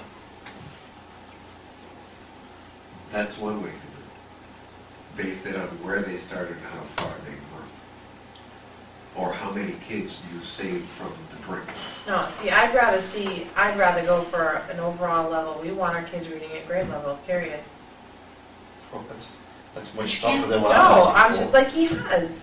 70%. But you can't get there in year 1. That's my concern. And we don't have a We lot can of get there next month. baseline information. Tony's gonna Yes, we can single-handedly get read there. Yes, with we can. every I child. know you were in reading in every K-5. classroom. I was a terrible reader. Dr. Colley. How many years did it take for you to read I at know. grade level? Is I don't know, I'm still counting. the 70% doable? I would, Per grade, not an average, because an average, I think, like you said, it's probably, No, but that's what you want for the MCAS. So now you're no, talking the against. MCAS is just general. So are we talking, we clarify, 70% for each grade level, or are we 70% as the whole? I was going for the whole. Because each grade Okay, so level you're is making very that different. easier. So I would rather, No, I'm just saying each grade level is different. No. If you're gonna go by grade level, then you if you're gonna go by grade level, then based from where they started to I where think they- we need to go by grade level, and I'd rather see the benchmarks. I'd rather see it, improvement on the benchmarks. Personally. The percentage of students by grade level. Personally, because, only because the way the kids move and shift, whatever, what do That's one way to do it. Yeah, but how can you put a number to that right now? You can't. you'd look, yes, they did benchmarks in September. So you take the benchmarks in September, Mhm. and that what they tested the kids on, No, and what I'm saying where, is he know, but do you know which each grade is? Off the top of your head, that's what I'm saying. No. What are he you doesn't asking need for the to. improvement? why? Would be 5%? Yeah, I mean, I would say 5%. But what if one grade level's only about 40% of the kids are reading that grade level? What if But the you're third still grade, looking only for 40% are reading that grade level? But you're still looking for improvement. So we're gonna say we want 5% of those You're to still go up looking, 5%. you're still looking for those kids in that particular grade level to go up versus, my concern with lumping it as a whole is are we going to catch that? You can do it either way. I have no problem breaking it, but then I would use You a do- set, because how would you know if I hit the goal? What if 3 grade levels meet the goal of 70% and 3 don't? I meet my goal. You have to show us. That's what I'm saying. If 3 grade levels hit 70% and 3 don't. No, that's why I'm saying I don't like that. If it's an average, you could say yes. You either met it or you didn't, is what Right. I'm saying. Right. But if you did the 5% Per grade level. improvement per grade level, then Right. I could live with that too. Because then that would put pressure on whoever has kids that are low to move them up. Right. And that doesn't mean that next year when we have numbers and we have You baselines, can't improve we them. don't say Or 5% was not enough, we want you to go up 15%. Right. But right now, in the absence of having that baseline data, it's very difficult to say, I expect you to improve by 25%. I don't know what the baseline data Yeah, but is. the reason we put those resources there was because of the MCAT scores. We know where we're deficient. So the teacher who has 95% of her kids reading at level, and we say we want 25% improvement, where are those kids going? They're But And we're So now we if a penalize teach- that teacher? No. If a teacher's got that many, she's doing something right. She's gonna be a breeze for her. But she's not gonna make the 25%. We should make her have the improvement. rest of the grades reading. But the point is, But she's not hang gonna on, make the but 25% wait a minute, improvement. but I what, just, wait a minute I don't want it to though. be easy. Tony, but what this does, your first 70% reading at grade level, what that doesn't take into consideration is the students that were already reading above grade level and moving them higher. By doing the 5%, Right, you're looking at now individual taking students. your bottom students, Just looking at forcing kids. improvement of your bottom students, and you're also forcing improvement for your top students who were already reading above grade level, which is what you want to see. You want to see the top go up and you want to see the bottom go up. So by taking the individual benchmarks and showing improvement, you're seeing improvement for those kids that are already reading at L level and they're moving up to O, which is already beyond where they should be. But you wouldn't be showing that with this 70%. You're right. So this is forcing, The this kids is at the forcing top them, to also show Right. improvement, which I'd not rather to see. stagnate. We want to. All right, so what number, what percentage would you? Whenever would you happy say- with, tell me. The other way to do it is saying students will improve. Again, and this is difficult because if you're asking, for example, special ed students to improve 3 or 4 reading levels in a year, probably is not realistic. That's where 80% of the students or Right. 70% or No, 90%. we know that. Well, but how do you account for that when you're asking for a specific monolithic number? You're not accounting for student differences then. So what I'm saying is... Just change the 5%, make that bigger. Well, you could use a similar rubric as you do for the MCAS. 80% of students will move up 3 reading levels within the year. So if you were at A, you would go to C. If you were at C, you go to E or F. But you don't have the same increase in reading levels per grade. You have much higher movement in the lower grades, and once you get to the to the 4th, 5th grade, they're not moving to E levels in 1 year, I'm sorry. Right. I mean, unless they're like the gifted kids that are off the charts and they're moving to wherever. Then you could... I would rather see that. Then you hold it to 3rd grade, which by 3rd grade, the end of 3rd grade, going into 4th grade, you're going to be reading at level. There you go. Right, so what are the levels? In K, you've got 1, 2, 3, 1, 2, 3, 4, 5, 6, 7. In 1st grade, you got 7 levels they're supposed to move up. In 2nd, you've only got 3. In 3rd, you've got 3. In 4th, you've got 3. In 5th, then it levels off to 3. And then in 6th, you've got 4. And then in 7th, you go to 3. And then in 8th, you go to 3. So until you get to the 2nd grade, once you're in the 2nd grade, it kind of levels off to 3 per year. But in the K in 1st grade, and you can't use that for a 1st grade standard. They're moving up the ladder so fast. Mm-hmm. And it doesn't apply to the first grade. You don't want a first grader only if Well, that's why the first grade. grade is gonna help the other 3 grades make that, that's why it needs to be individual grades. Because the first grade, instead of the first grades, the kindergarten is coming into first, they're skewed, they're making everybody else look. No, that's not. C, most of them. Which is where you want them to start first grade. Let's see. I just Okay. want us to do better. Put that down, write it down, that's my goal. Do We gotta better. we need a I think quantifiable we've goal. had this conversation many times. I What's your goal? So do better. 5% is doing better. 70% is doing better. I don't understand. What is 5% equal? 5% of any one grade level. No, it's That's what I'm. 5% of 80%. No, I Two know, it decimal is, points but I'm back. talking about 5% improvement of 80% of the kids. What is a 5% improvement equal to? I wouldn't do it now. All right, so what would you do? I would do the grade level movement, or But we just said grade level movement is where we, we could do that, Yeah, but 5% within the first grade means you'd have to move, it's not step by step. That's what I It know. would be the Yeah, steps that's what I mean. How would you, combined. how, That's what I mean.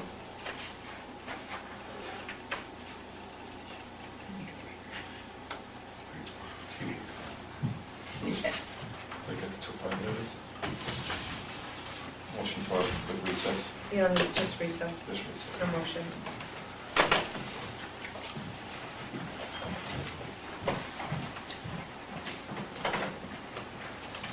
That'd be hard to put on paper. I just want to- I know. What's today? Is it already Thursday? Hang on, I ain't doing all that. basically that, the goal was 70% of the kids will be reading at time by the time they finish first grade, 70%. Yes, that's what I think you were saying. Okay. Right? Well, That's different. At the- Hi, thank you. So at the top of that grade level, it doesn't matter where they are in September, as long as in June they're all at whatever letter they need to be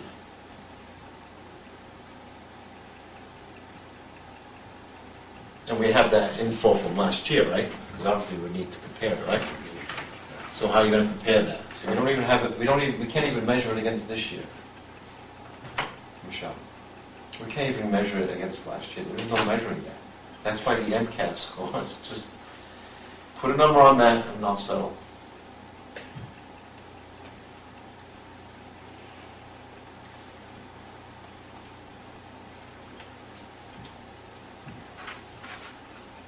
percent of students will read at C level in K, I in 1, M in 2, D in 3, F in 4, which will be proficient. 70%, is that good to you? 70? Hey, you're doing great, you're a C student. Come on. So what's the average? Hmm? What's the average? Everybody gets A's, what's the average?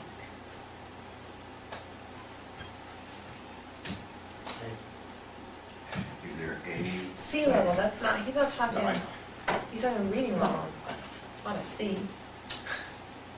How many kids do you expect to have difficulties in learning to read? All right, so- Any given population of students? So did you get what you said there? So 70% of first graders will be at I, 70% of second graders will be at N, 70% of thirds will be at P, right? We'll run it through fourth grade.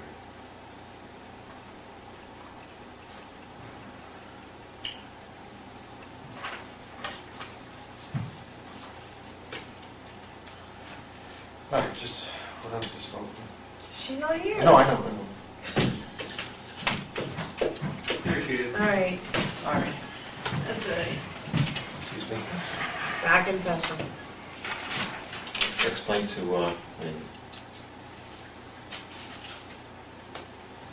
Oh, you want to do it that's fine. Yeah, that So way you it get breaks. that, so- That's fine with me. So we changed he realized that the other method was unmeasurable. Okay, that's fine. Whatever way you want to measure it is fine with me. I just think, I'm good with that. And those are the assessments they're using anyway, so. Right.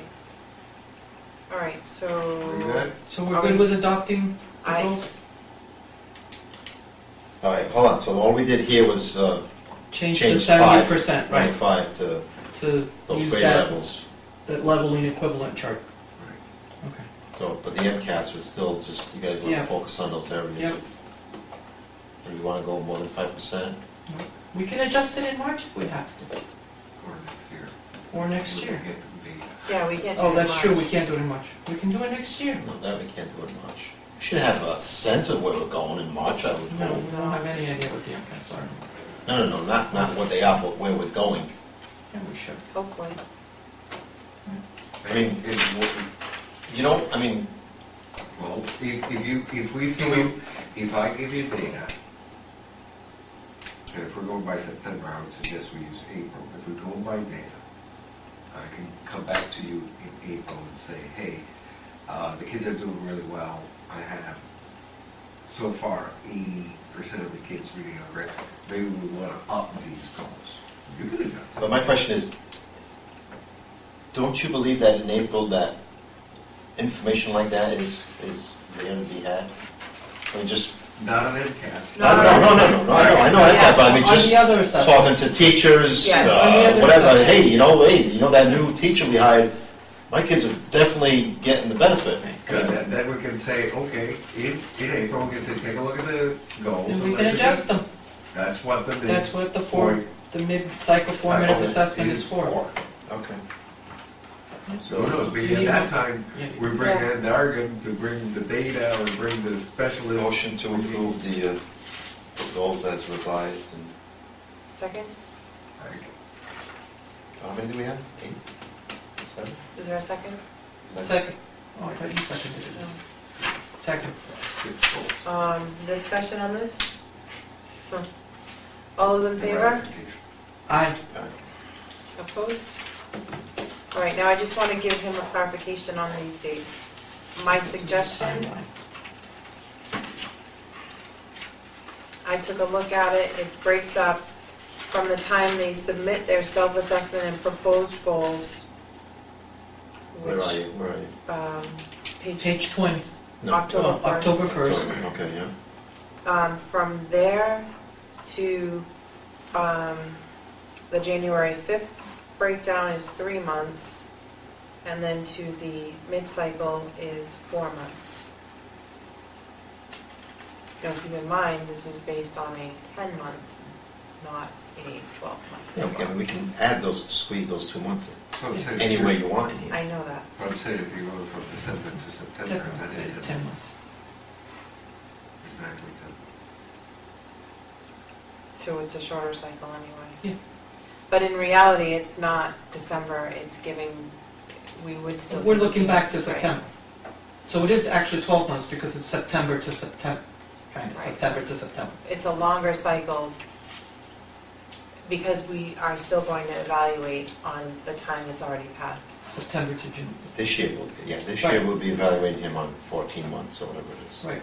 Right. But the evaluation period is still July to June. We're not changing that, we're No. only changing, so It's you guys are proposing to change the evaluation period also? His? No, I haven't said anything. No, that we haven't changed. It's still July to June, yes? No, Just this tell is me when you're gonna have the suggesting, formative evaluation, the summative evaluation. That's all it was. That's all I want. It's the school year. Yes, it's the school year.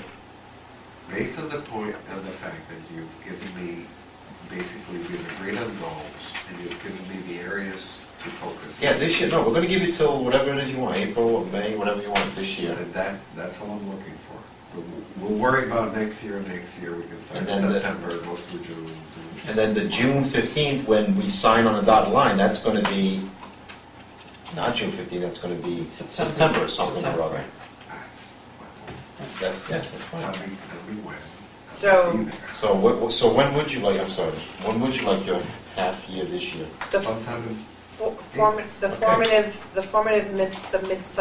the mid-cycle, Give me April break to I would- provide you the self-evaluation for that. So it would be April. So when do we come back from April break? April break,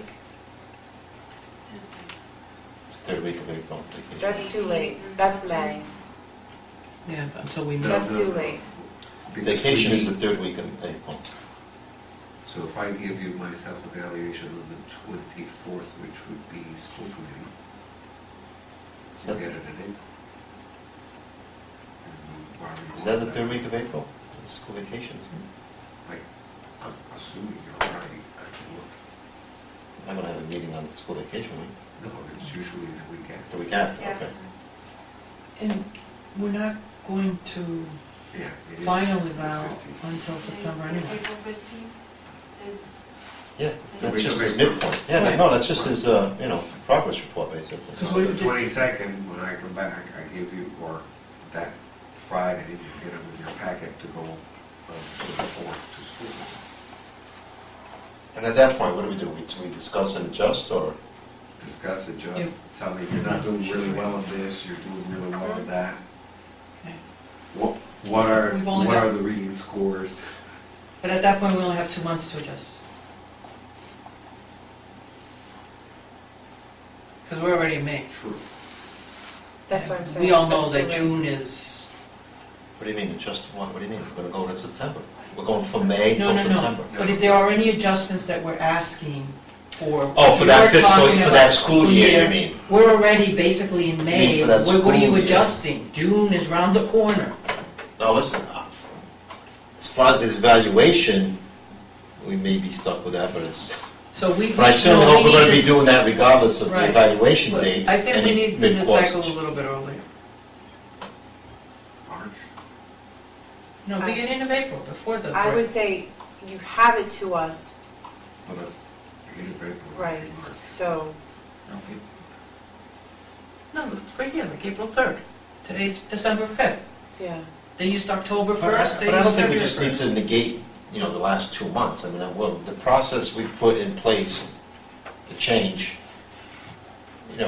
those effects we're gonna, they're happening. It's not like tomorrow we're gonna start something completely new. I mean, No, I understand that, but I broke this down, so if you take where we are right now, so today, December 5th, and you go out 4 months, which is exactly what this does, mhm. it takes it, if we were doing this when we're supposed to on October 1st, Mhm. and you go out 4 months, that brings you to that February 1st. If you go from today and go out 4 months, that brings you to April 1st, or 5th, or whatever. Right, so that's why I said April 3rd. That's why I think the end of April is too late. Right, I think okay. it needs to be a month forward to that. So like April 3rd, which is basically a month. It could be April 5th. we'll put it Okay, in the that's packet. fine. And you April could have 5th. it That's fine. for April Right, today's December 10th, 5th. right? April We have 5th. this- But Dr. Colley, I would imagine that you and your staff aren't actually gonna physically wait till No. April 5th to make any course changes this year. Well, trust me, I'll be talking to the administration next week on these. Because, I mean, by then, any corrections should have been made. I mean, you could tell us about them in April, but I don't want to know in April that, hey, you know what I think we've been doing for the last And there may 6 be more- months? And there may doesn't be work. more corrections to be done in the spring. Now, the educator plan, who completes that? Is there a physical, Yeah, it'll be a combination of these, and it'll be a combination The of that, plus the district improvement plan, okay. which is being a form that I get to sign off when you get to sign off. Okay. All right. So we'll get that in January. Do we need to, can you date Yeah, all of these? You'll get that in Yeah, what about, I mean, do we have to, no, no. Listen, Okay, like just Mike the said, form, just the mid-cycle, in the- that's fine. So we would get it around, because we're bumping everything by, Yeah.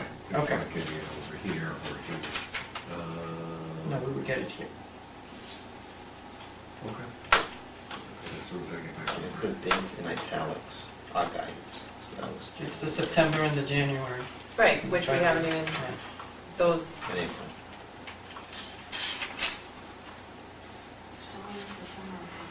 Okay, so do we need to amend these formally, or are we good? no, would I pref- don't think we need to, because I these were would- just guidance. No, but I would prefer to at least formalize the mid-cycle date. That's what he was saying. Okay, I would prefer to formalize the mid-cycle date and the September date, okay. so that we have Is there those a in motion? stone. What did you do? So we're gonna use April 5th, Fifth. April 5th as the, yeah, Should complete, where is that? Yeah. Evaluator should complete mid-cycle formative assessment reports for the educators no, in 1 year. That's you guys, unless Oh, no. you're gonna come in and do no, that. not that one, I'm sorry, this one. Okay, I'm sorry, it's this one. The superintendent, how did you get it? January 15th. Right, that becomes April 5th. All right, so we're gonna change January 5th on this, on the timeline to April 5th as the midterm. No, that's when he submits his evidence. We're gonna make that April 5th, so we're gonna change, so January 5th to April 5th, and then we're gonna change June 15th. The educator signs some of the evaluation report, that's basically when we're done with the evaluation. We We're gonna will change get, that just to- looking at this and looking at this past year, Mid-September? we got the MCAS, let's see, this is the day off, that's the first day of school. 1, 2.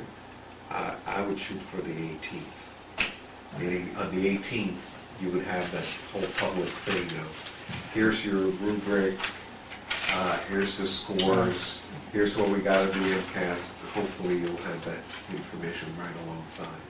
So by the 18th, we'll already have, how long will we have? Tony, your had- motion. It's getting weird now for No, Karen. that was just a clarification. Usually, it's either the second or third week. This year, they came out the third week. So if we go for September 15th, No. I mean 18th, what did you say? 18th. That's the third week. So I can't imagine them going any further in providing you the information. All right, I'm sorry, let me, so if we get them on the 15th, oh, if we get them that week, but it's saying that week, we need to have the evaluation signed. How can we have it signed if we're only getting the It's not on MCAS? the 25th, and on that school, right, because we do second and We fourth. can't get the results at one meeting and sign the evaluation that meeting, because Well, but if you we get. can't even really finish the end Okay, result. If you get the MCAS, the week of 16th through the 20th, Then we Okay. complete it by October. no, you complete it right here on the 25th. 25th, because that means you get MCAS data right as soon as I get it.